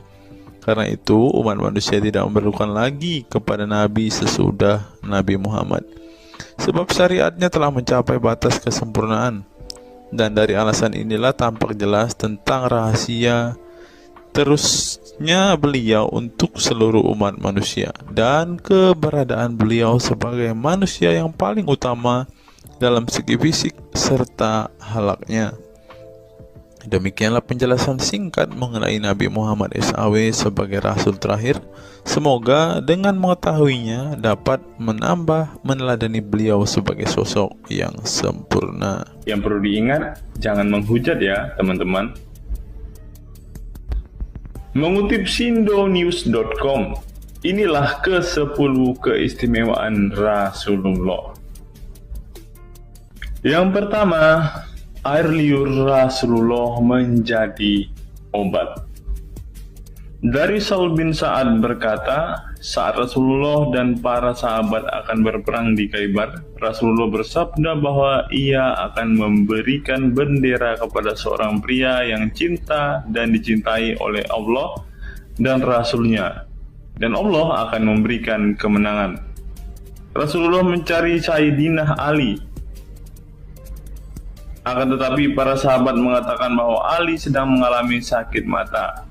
Rasulullah memerintah para sahabat untuk mendatangkan Ali kepada beliau. Kemudian Rasulullah meludahi kedua matanya dan mendoakannya. Seketika itu sakit matanya sembuh seakan-akan tidak ada bekas sakit sebelumnya.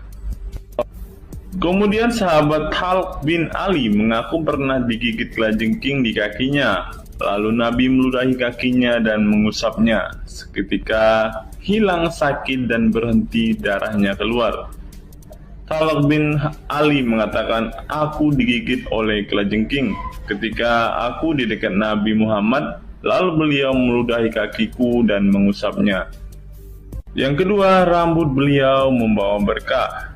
Sahabat Khalid bin Walid radhiyallahu anhu tak pernah kalah di medan perang. Di setiap perang, Khalid selalu meraih kemenangan dan membuat nyali musuh ketakutan. Ternyata penyebabnya tak lepas dari keberkahan rambut Nabi Muhammad yang selalu dia bawa ketika perang. Rambut beliau juga dijadikan sebagai obat bagi orang sakit. Yang ketiga, keringat Nabi Muhammad menjadi minyak wangi. Anas bin Malik menceritakan keberkahan keringat Nabi Muhammad sebagai minyak wangi. Beliau mengatakan, Nabi masuk ke rumah kami dan beliau qailullah, tidur siang di tempat kami. Ketika tidur itu Nabi berkeringat, kemudian ibuku datang membawa botol dan keringat Nabi Muhammad ditampung ke dalam botol itu. Kemudian ketika Nabi bangun dari tidurnya, beliau bertanya kepada ibuku, wahai Ummu Sulaim, apa yang sedang engkau perbuat? Ummu Sulaim mengatakan, ini keringatmu wahai Rasulullah, aku jadikan minyak wangi dan ini adalah minyak wangi yang paling wangi. Yang keempat, tidak memiliki bayangan. Asyadid Muhammad bin Alawi Al-Maliki dalam kitabnya Mafahim Yazid Antus Hahaha menyebut di antara kekhususan Nabi Muhammad adalah tidak memiliki bayangan. Karena memang beliau adalah cahaya dan cahaya tidak pernah memiliki bayangan. Nabi tidak memiliki bayangan meskipun ada sinar matahari. Ini didukung oleh doa Nabi yang meminta kepada Allah untuk dijadikan sebagai cahaya. Hal ini disebutkan oleh Imam Muslim dalam hadis yang menjelaskan tentang bacaan Nabi dalam doa sujudnya. Ya Allah, jadikanlah di dalam hatiku cahaya, di pendengaranku cahaya, dalam penglihatanku cahaya, di sebelah kananku cahaya, di sebelah kiriku juga cahaya, di depanku cahaya, dan di belakangku cahaya, serta di atasku cahaya, juga di bawahku cahaya, dan jadikanlah untukku cahaya. Dalam riwayat lain juga disebutkan, jadikanlah aku cahaya. Yang kelima, tidak pernah menguap. Dalam kitab Al-Qashais Al-Kubra, Imam Asyuyuti menyebutkan riwayat Nabi Muhammad yang sepanjang hayat tidak pernah menguap. Ditakris oleh Imam Al-Bukhari dalam kitabnya Al-Tariq dan juga Ibnu Abi Saibah dalam Musannafnya, dan dari Isa Ibnu Sa'ad dari Yazid bin Al-Asham, beliau berkata bahwa Nabi Muhammad tidak pernah menguap sama sekali. Yang keenam, hati beliau tidak pernah tidur. Keistimewaan lainnya adalah kedua mata beliau tertidur, namun tidak demikian dengan hati beliau. Suatu waktu Nabi Muhammad pernah ditanya oleh istrinya Sayyidah Aisyah tentang tidurnya selepas sholat witir. "Wahai Rasulullah, apakah engkau tidur setelah sholat witir?" Beliau menjawab, "Betul Aisyah, sesungguhnya mataku tertidur dan tetapi hatiku tidak pernah tidur." Ini sejalan dengan apa yang disebutkan beliau bahwa para nabi tidaklah tidur kecuali hanya mata mereka saja yang terpejam. Hati mereka tidak pernah tidur dari berzikir kepada Allah Ta'ala. Dan begitu juga para nabi tidur hanya matanya saja, sedangkan hatinya tidak pernah tidur. Yang ketujuh, jubah beliau sembuhkan orang sakit. Asma bintu Abu Bakar radhiyallahu anhu bertaburuk dengan jubah Nabi. Dari Abdullah bin Kaisan berkata, "Diperlihatkan kepadaku sebuah jubah tayalisah dari Kisra dan kerahnya berbahan dibaj. Juga kedua sisinya dijahit dengan dibaj." Asma berkata kepada budaknya, "Wahai Abdullah, jubah ini dahulu ada pada Aisyah hingga ia wafat. Setelah Aisyah wafat, aku pun mengambilnya. Dulu Rasulullah sering memakai jubah ini. Kami pun biasa mencuci jubah ini dengan air untuk menyembuhkan orang yang sakit." 8. Darah bekam Nabi diminum sahabat. Darah Rasulullah benar-benar barokah. Sahabat Abdullah bin Zubair radhiyallahu anhu pernah meminum darah Nabi. Diceritakan Abdullah datang kepada Rasulullah ketika beliau sedang berbekam. Setelah Rasulullah selesai, maka beliau memberikan darah berbekam itu sambil berkata, "Pergilah dan sembunyikan darah ini dari manusia." Maka aku pergi dan meminum darah itu. Selepas itu aku mendatangi Rasulullah kembali. Lalu Rasulullah bertanya, "Apa yang kamu lakukan?" Abdullah menjawab, "Aku sudah sembunyikan darah itu di tempat yang tidak boleh dilihat oleh manusia." Baginda Nabi berkata lagi, "Jangan-jangan kamu telah meminumnya?" Beliau menjawab, "Ya, aku telah meminumnya, wahai Rasulullah." Setelah meminum darah itu, Nabi Muhammad berkata kepada Abdullah, "Sungguh engkau telah menjaga dirimu dari api neraka." Yang ke-9, tidak pernah ihtilam atau dalam tanda kurung mimpi basah. Ihtilam adalah keluarnya air mani karena sebab mimpi atau fantasi. Di Indonesia sering disebut dengan mimpi basah. Dan itu tidak pernah terjadi pada Nabi Muhammad. Dalam kitab hadis Al-Mu'jam Al-Kabir, Imam At-Tabarani mengeluarkan sebuah riwayat dari Ibnu Abbas bahwasannya Nabi Muhammad tidak pernah ihtilam atau mimpi basah.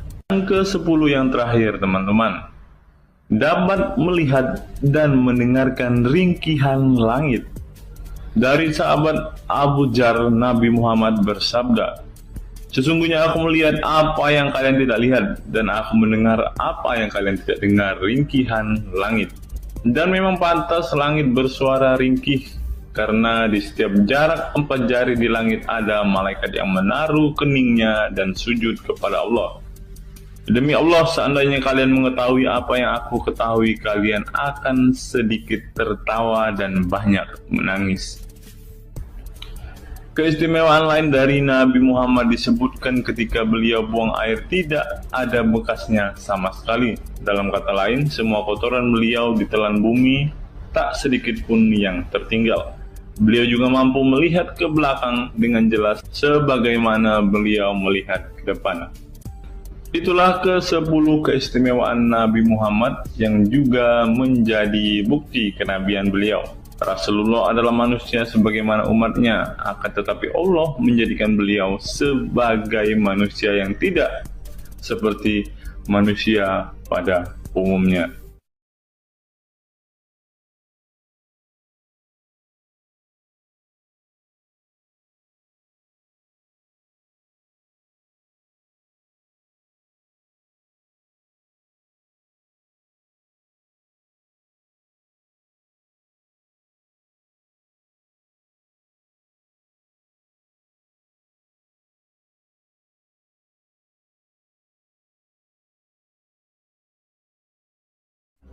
Hari ini kita akan menyimak sebuah kisah yang saya kutip dari sebuah artikel yang akan menggemparkan kita semua. Karena kisah ini berisi sebuah cerita tentang para sahabat Nabi Muhammad yang katanya masuk surga. Bagaimana mungkin para sahabat ini bisa masuk surga? Sedangkan junjungan mereka sendiri pun tidak mempunyai kepastian surga. Seperti yang diungkap Bapak Quraisy Shihab berikut ini. Tidak benar, saya ulangi, tidak benar bahwa Nabi Muhammad sudah dapat jaminan surga. Mendengar apa yang dikatakan Bapak Quraisy Shihab tadi, jelaslah bahwa Rasulullah pun tidak pasti masuk surga. Bagaimana mungkin para sahabat masuk surga jika sang junjungan sendiri tidak punya kepastian surga? Memang sedikit aneh sih teman-teman. Nabi tidak pasti masuk surga, tapi para sahabat masuk surga. Mungkinkah para sahabat lebih baik dari sang Nabi? Untuk itu, mari kita simak kisah para sahabat Nabi berikut ini dan temukan alasan mengapa mereka bisa masuk surga. Kisah sahabat Nabi Muhammad SAW yang dijamin masuk surga oleh Allah SWT. Semua manusia pasti menginginkan masuk surga Allah SWT, namun tidak semua jiwa bisa masuk surga. Ada banyak tantangan dan perjalanan yang sangat panjang yang harus dihadapi umat Islam hingga mendapat kesempatan Allah SWT untuk masuk surga. Itu juga belum tentu langsung masuk surga. Mungkin harus ke neraka untuk menghapus dosa-dosa terlebih dahulu. Meski demikian, kita bisa belajar dari kisah sahabat Nabi Muhammad SAW yang dijamin masuk surga Allah.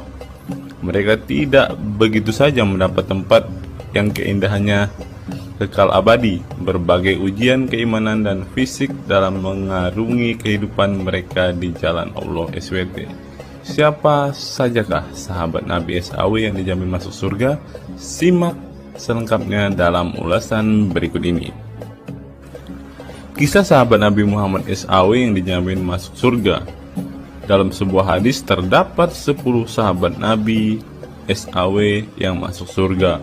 Hadis tersebut berasal dari Abdurrahman bin Auf radhiyallahu anhu. Ia berkata, Rasulullah SAW bersabda. Adapun kisah 10 sahabat Nabi yang dijamin masuk surga yang dikutip dari buku biografi 10 sahabat Nabi yang dijamin masuk surga karya Sujai Fadil 2020. Yang pertama, Abu Bakar As-Siddiq. Abu Bakar As-Siddiq dikenal sebagai manusia terbaik setelah Nabi Muhammad SAW. Beliaulah orang pertama yang beriman kepada Nabi SAW, menemaninya dan membenarkan perkataannya.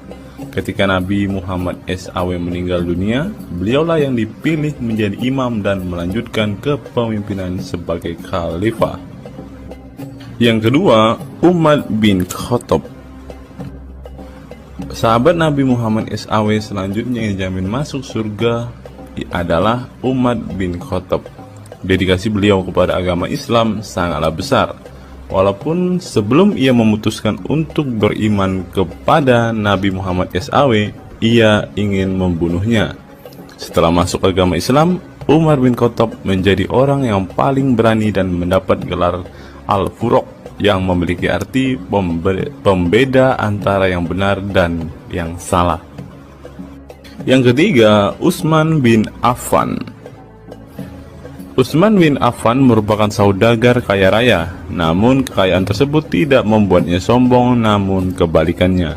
Utsman menggunakan hartanya untuk zakat, sedekah, dan infak. Setelah meninggalnya Umar bin Khattab, beliau melanjutkan kepemimpinannya dan juga melanjutkan tugas untuk menyusun mushaf Al-Quran.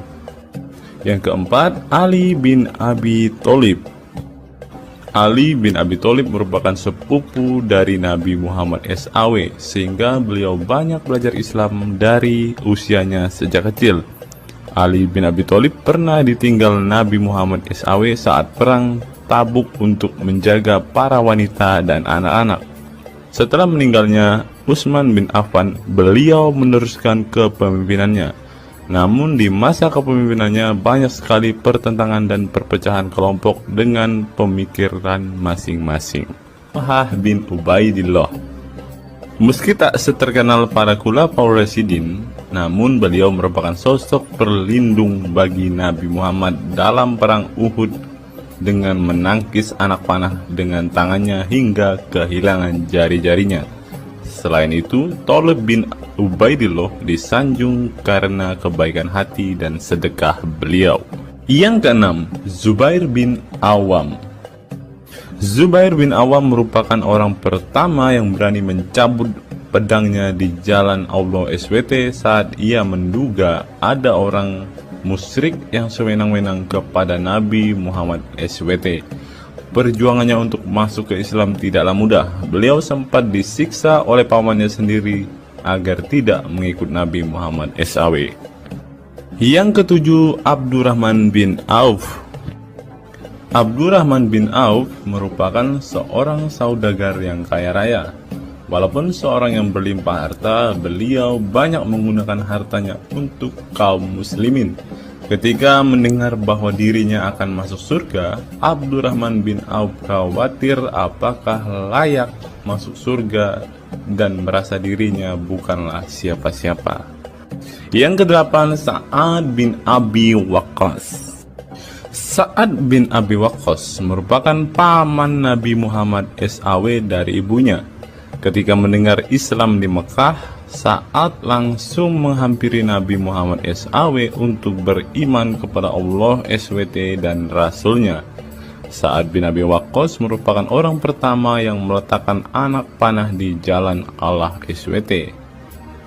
Beliau juga dipilih menjadi komandan perang Qadisiyah dan diangkat menjadi gubernur Kufah di masa kepemimpinan Utsman bin Affan. Yang kesembilan, Sa'id bin Zaid. Apabila seseorang yang mampu membuat Umar bin Khattab yang keras bisa masuk ke dalam Islam, beliau adalah Sa'id bin Zaid dan istrinya Fatimah bin Khattab. Beliau mengadakan pertemuan di Darul Arqam dan sebelumnya menyampaikan dakwah di dalamnya. Sa'id bin Zaid tidak pernah absen dari peristiwa penting dan peperangan bersama Nabi Muhammad SAW kecuali di perang Badar. Yang ke-10, Abu Ubaidah bin Zarah. Abu Ubaidah bin Zarah merupakan seorang sahabat Nabi Muhammad yang lemah lembut namun cekatan. Beliau termasuk salah satu generasi pertama yang masuk Islam. Ketika perang Uhud, dua gigi depannya copot, malah tampilan dirinya makin bagus. Giginya ompong dikarenakan ia mencabut dua rantai yang masuk melalui lubang kancing topi besi di wajah Nabi Muhammad SAW karena terkena tebasan. Dari 10 kisah tadi, semua sahabat Nabi itu terkenal dengan perbuatan baiknya. Apakah standar umat muslim masuk surga adalah dengan berbuat baik? Perbuatan baik tentu tidak dapat menyelamatkan. Seorang ustadz pernah berkata seperti ini. Mengantarkan kita masuk ke surga, itu bukan amal perbuatan kita. Kita semua masuk ke dalam surga Allah kelak, itu lantaran mendapat anugerah dari Allah dan mendapat rahmat dari Allah. Jadi bukan karena amal ibadah kita. Apa tanggapan teman-teman setelah menyimak kisah ini?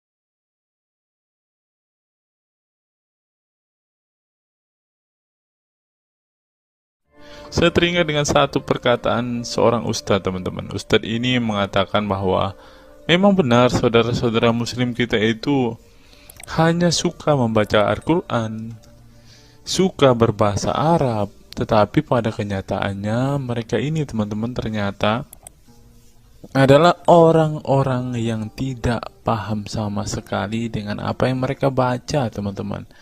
Dan akhirnya Ustadz ini mengatakan bahwa saudara-saudara muslim kita ini seperti keledai, teman-teman. Mari kita dengarkan apa yang disampaikan Ustadz ini. Kita bangga menghafal Al-Quran tapi tidak memahami Al-Quran. Senang mengulang berbahasa Arab tapi tidak mengerti bahasa Arab. Suka membaca Al-Quran tapi tidak memahami maknanya. Akhirnya apa? Menjadi keledai di Indonesia.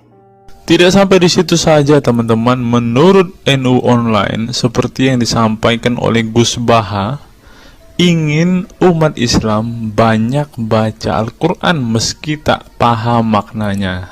Teman-teman bisa baca sendiri ya judul artikel ini. Artikel ini mengatakan seorang Gus ingin umatnya itu semua umatnya dia ingin bahwa mereka harus mau dan rajin membaca Al-Quran, teman-teman. Walaupun ya pada kenyataannya apa yang mereka baca mereka tidak ketahui. Apa yang mereka baca mereka tidak tahu maknanya, teman-teman. Mari kita dengarkan dan lihat apa isi dari artikel yang diransir oleh NU Online ini, teman-teman. Jakarta, NU Online. Rais Syuriah Pengurus Besar Nahdlatul Ulama PBNU Kiai Haji Ahmad Bahaudin Nur Salim yang biasa dikenal dengan Gus Baha mengingatkan umat muslim atau umat Islam untuk memperbanyak membaca Al-Quran meski tidak memahami maknanya. Waduh, gak bahaya kah ini?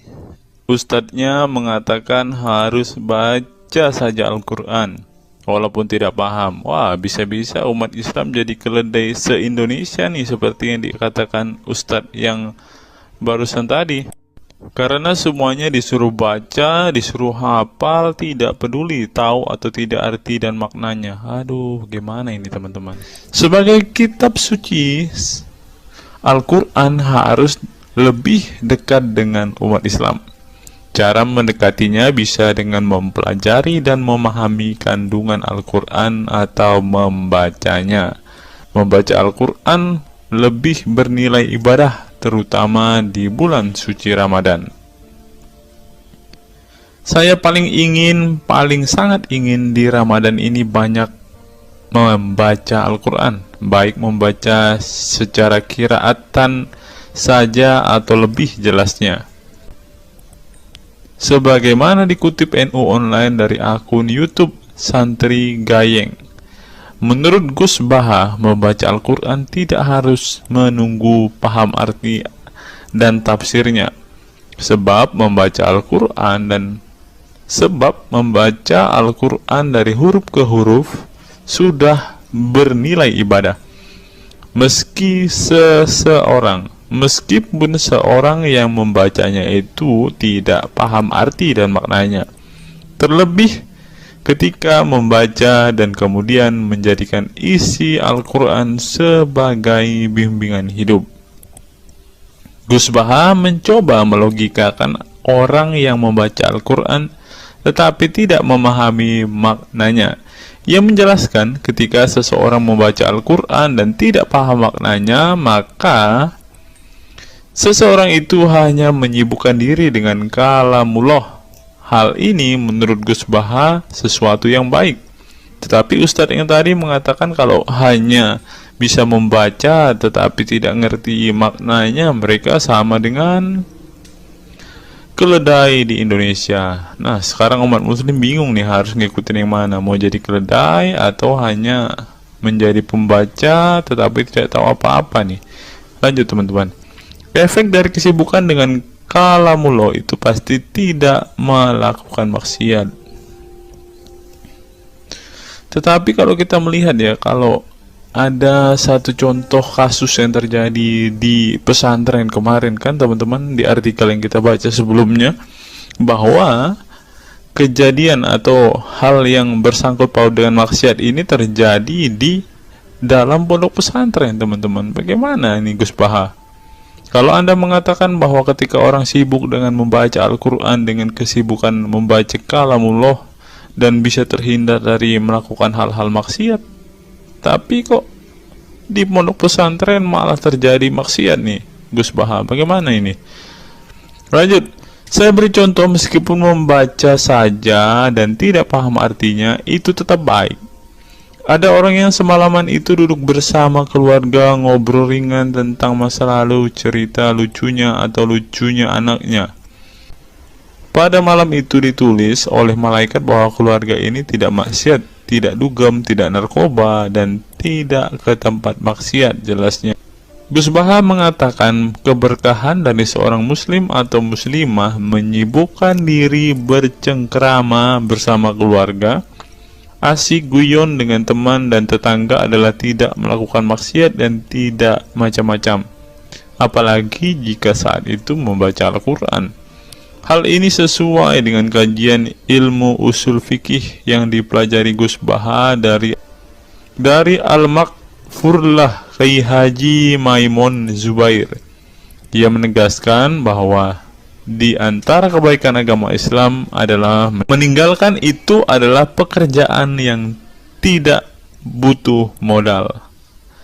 Gus Baha menjelaskan, apabila seseorang ingin mendapat pahala sholat, maka harus sholat. Kalau ingin mendapat pahala haji, maka harus haji. Namun ada kebaikan yang tidak perlu modal, yaitu meninggalkan kemungkaran. Caranya cukup meninggalkan hal-hal yang dilarang Allah. Cara meninggalkan kemungkaran bisa dengan bercengkrama dengan keluarga, baca Al-Quran, bercanda dengan teman, dan hal positif lainnya. Sehingga kalau ada orang yang tanya, kenapa baca Al-Quran meskipun tidak paham itu dapat pahala? Satu, karena itu kalamullah. Kedua, sebagai kebaikan itu adalah meninggalkan kemaksiatan.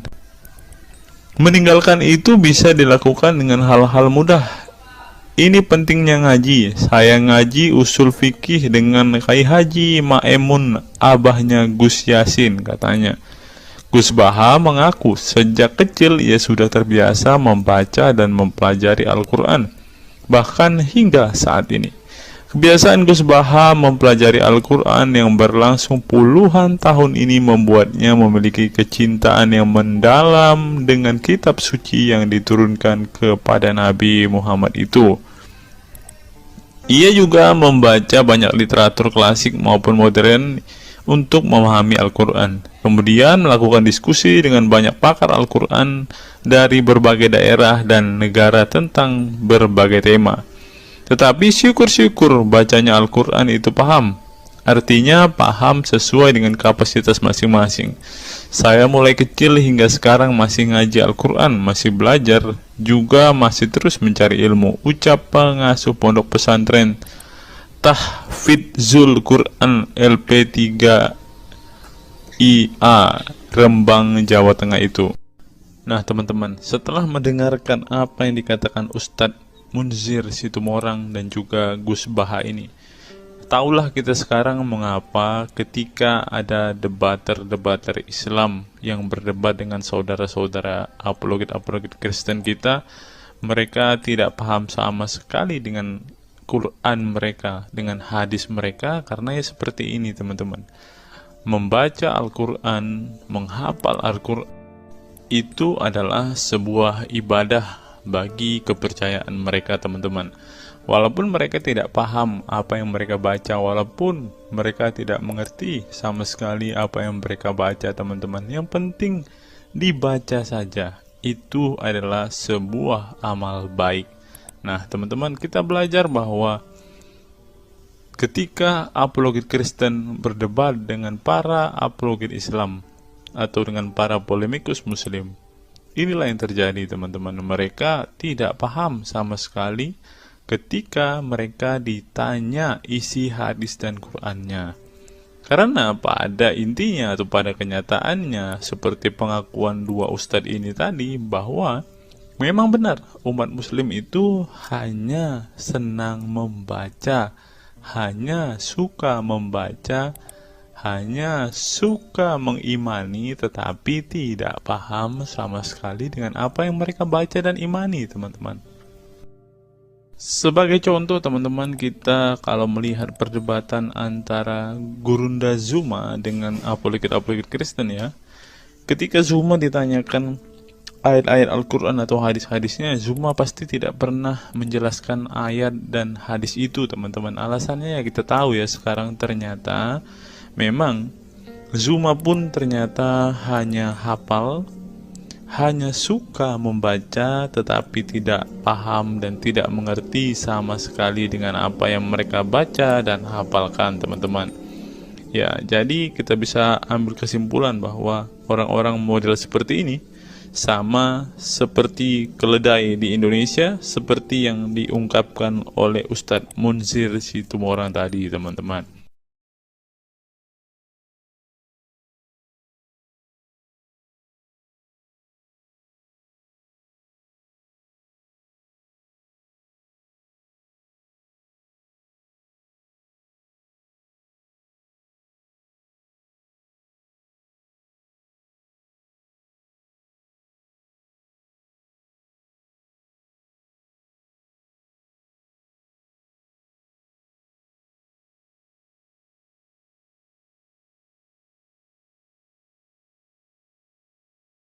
Fenomena pemurtadan dan kelompok Islam radikal.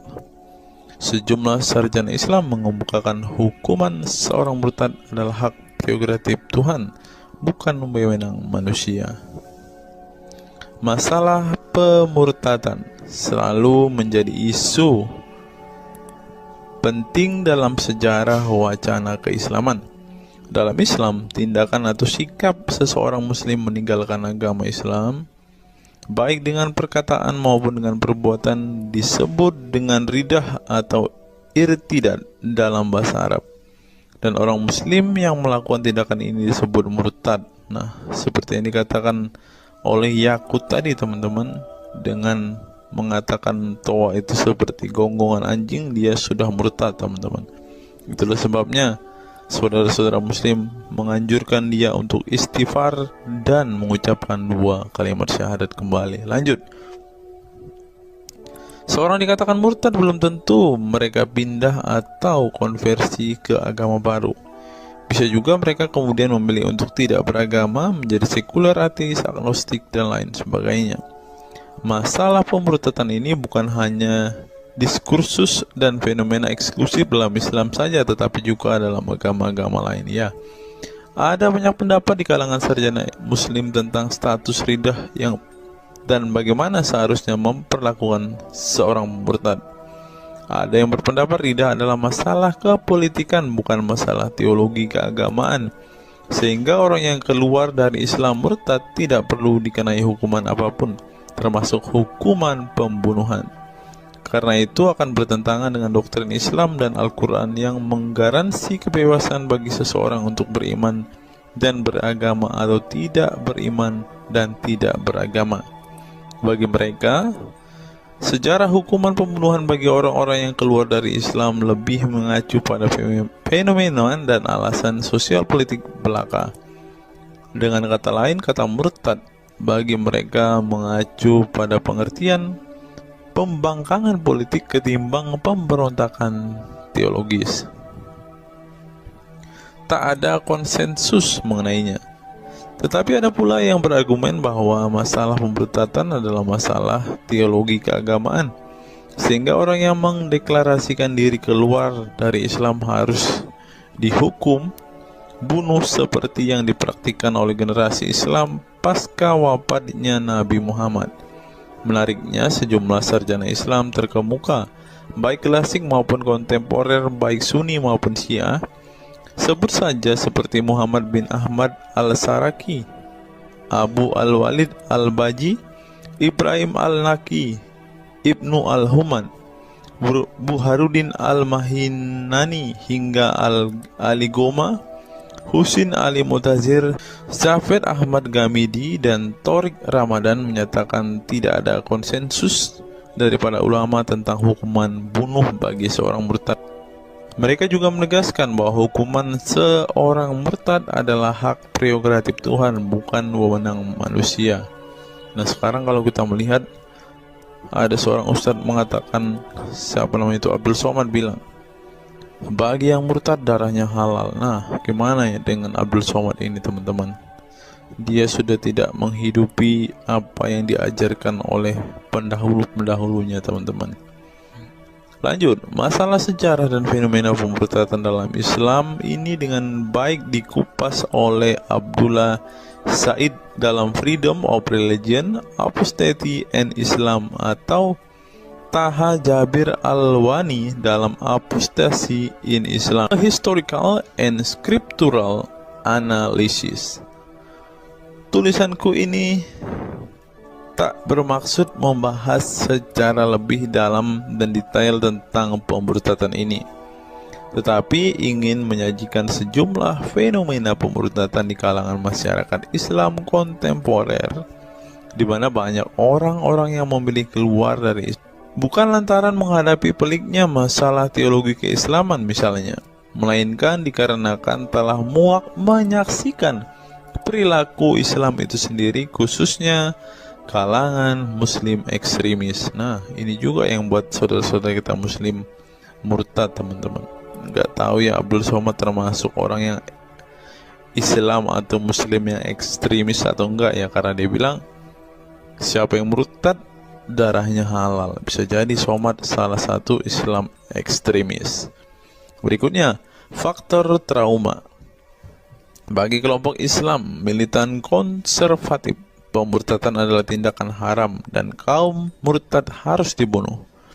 Tetapi mereka tidak menyadari bahwa banyak kaum Islam yang memilih menjadi murtad justru karena mereka trauma dengan perilaku brutal kelompok radikal Islam itu sendiri. Lihat misalnya penuturan sejumlah mantan muslim dalam buku Living Islam, Apostate Speak Out, yang diedit oleh Ibnu Warak, nama samaran, seorang pensiunan Islam kelahiran Rajkot, India.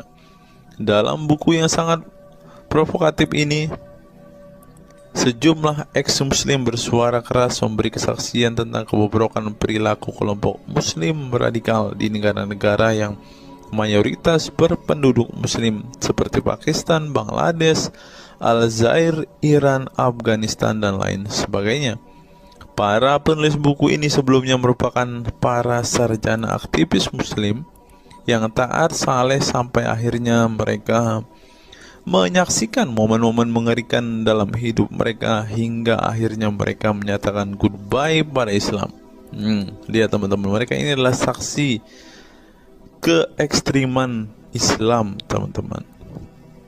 Kini mereka memilih menjadi Kristen, agnostik, ateis, humanis, sekularis, free thinker, dan lain sebagainya.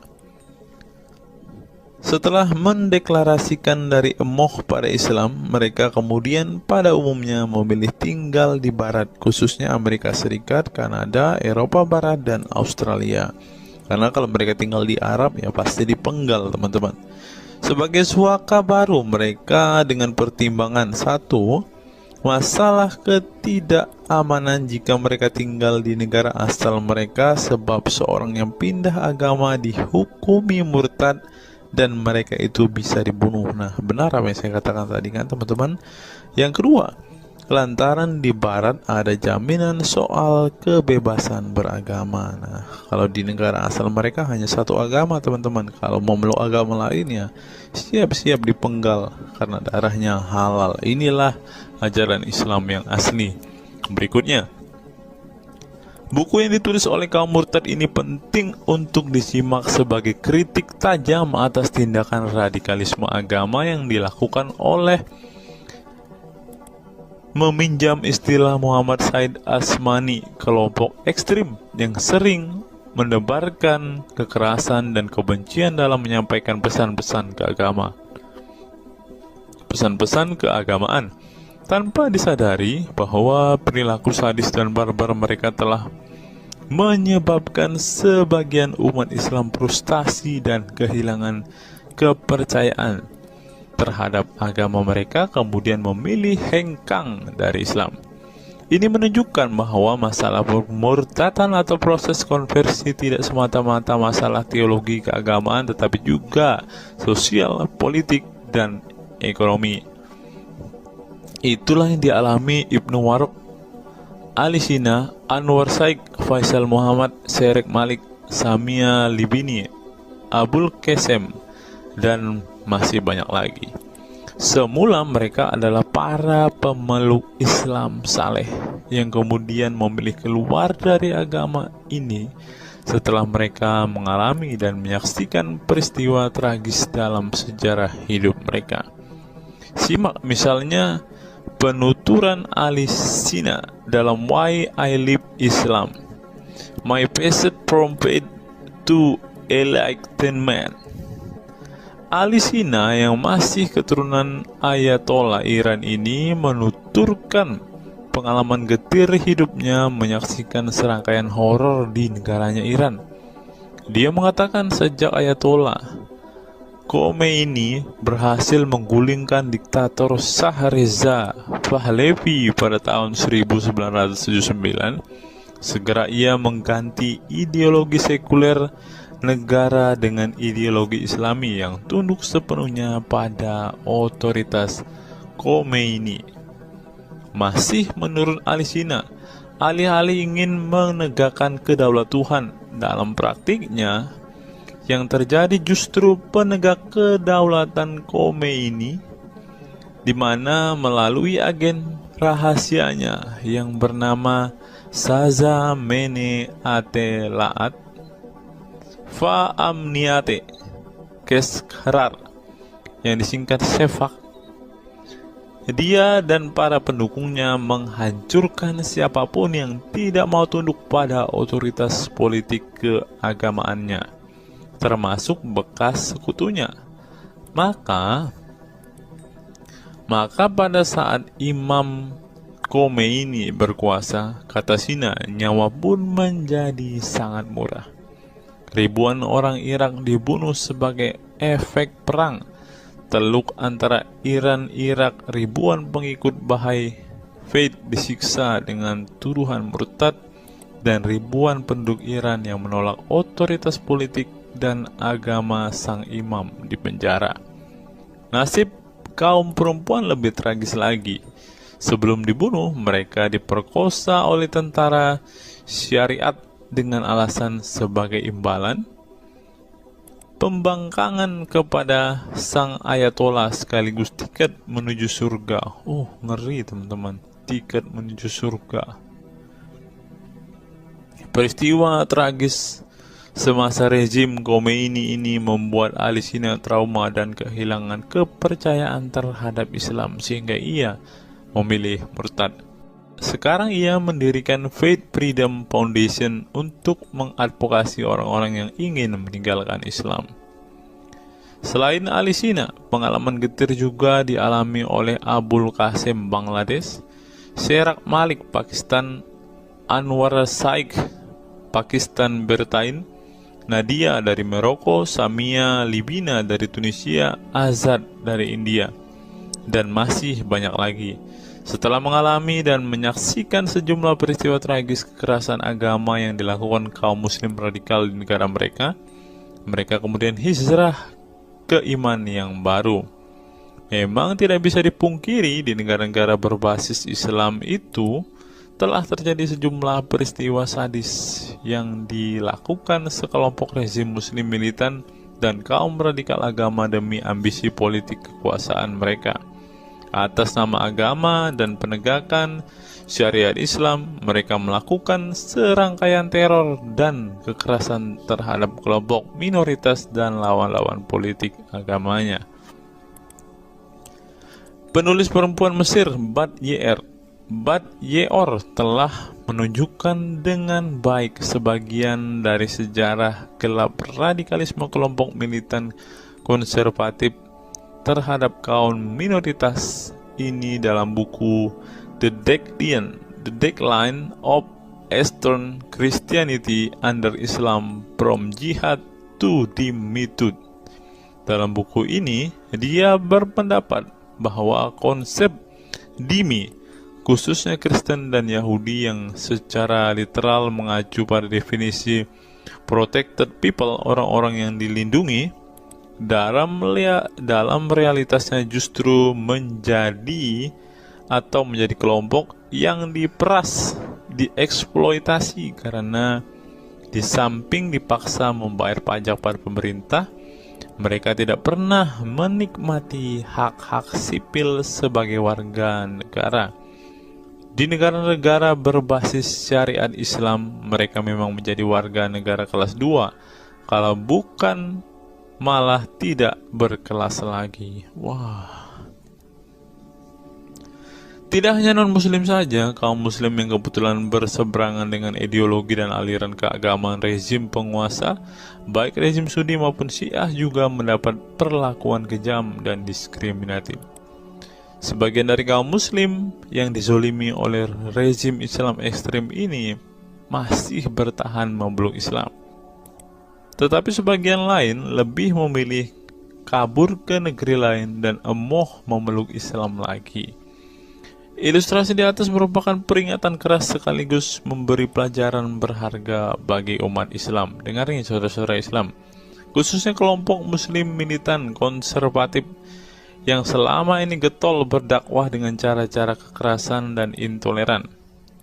Perilaku brutal dan aksi-aksi kekerasan yang mereka lakukan tidak hanya menyebabkan simpati publik terhadap kaum muslim merosot atau melorotnya tingkat kepercayaan publik terhadap Islam sebagai agama damai, toleran, pluralis, dan rahmatan lil alamin. Tetapi lebih dari itu, tindakan konyol kaum radikal agama ini telah menyebabkan pemurtadan sebagian umat Islam itu sendiri. Kedepan kaum muslim harus menebarkan Islam dengan cara-cara damai, santun, dan toleran, bukan dengan tindakan keras, kasar, dan intoleran yang justru merugikan Islam dan kaum muslim itu sendiri.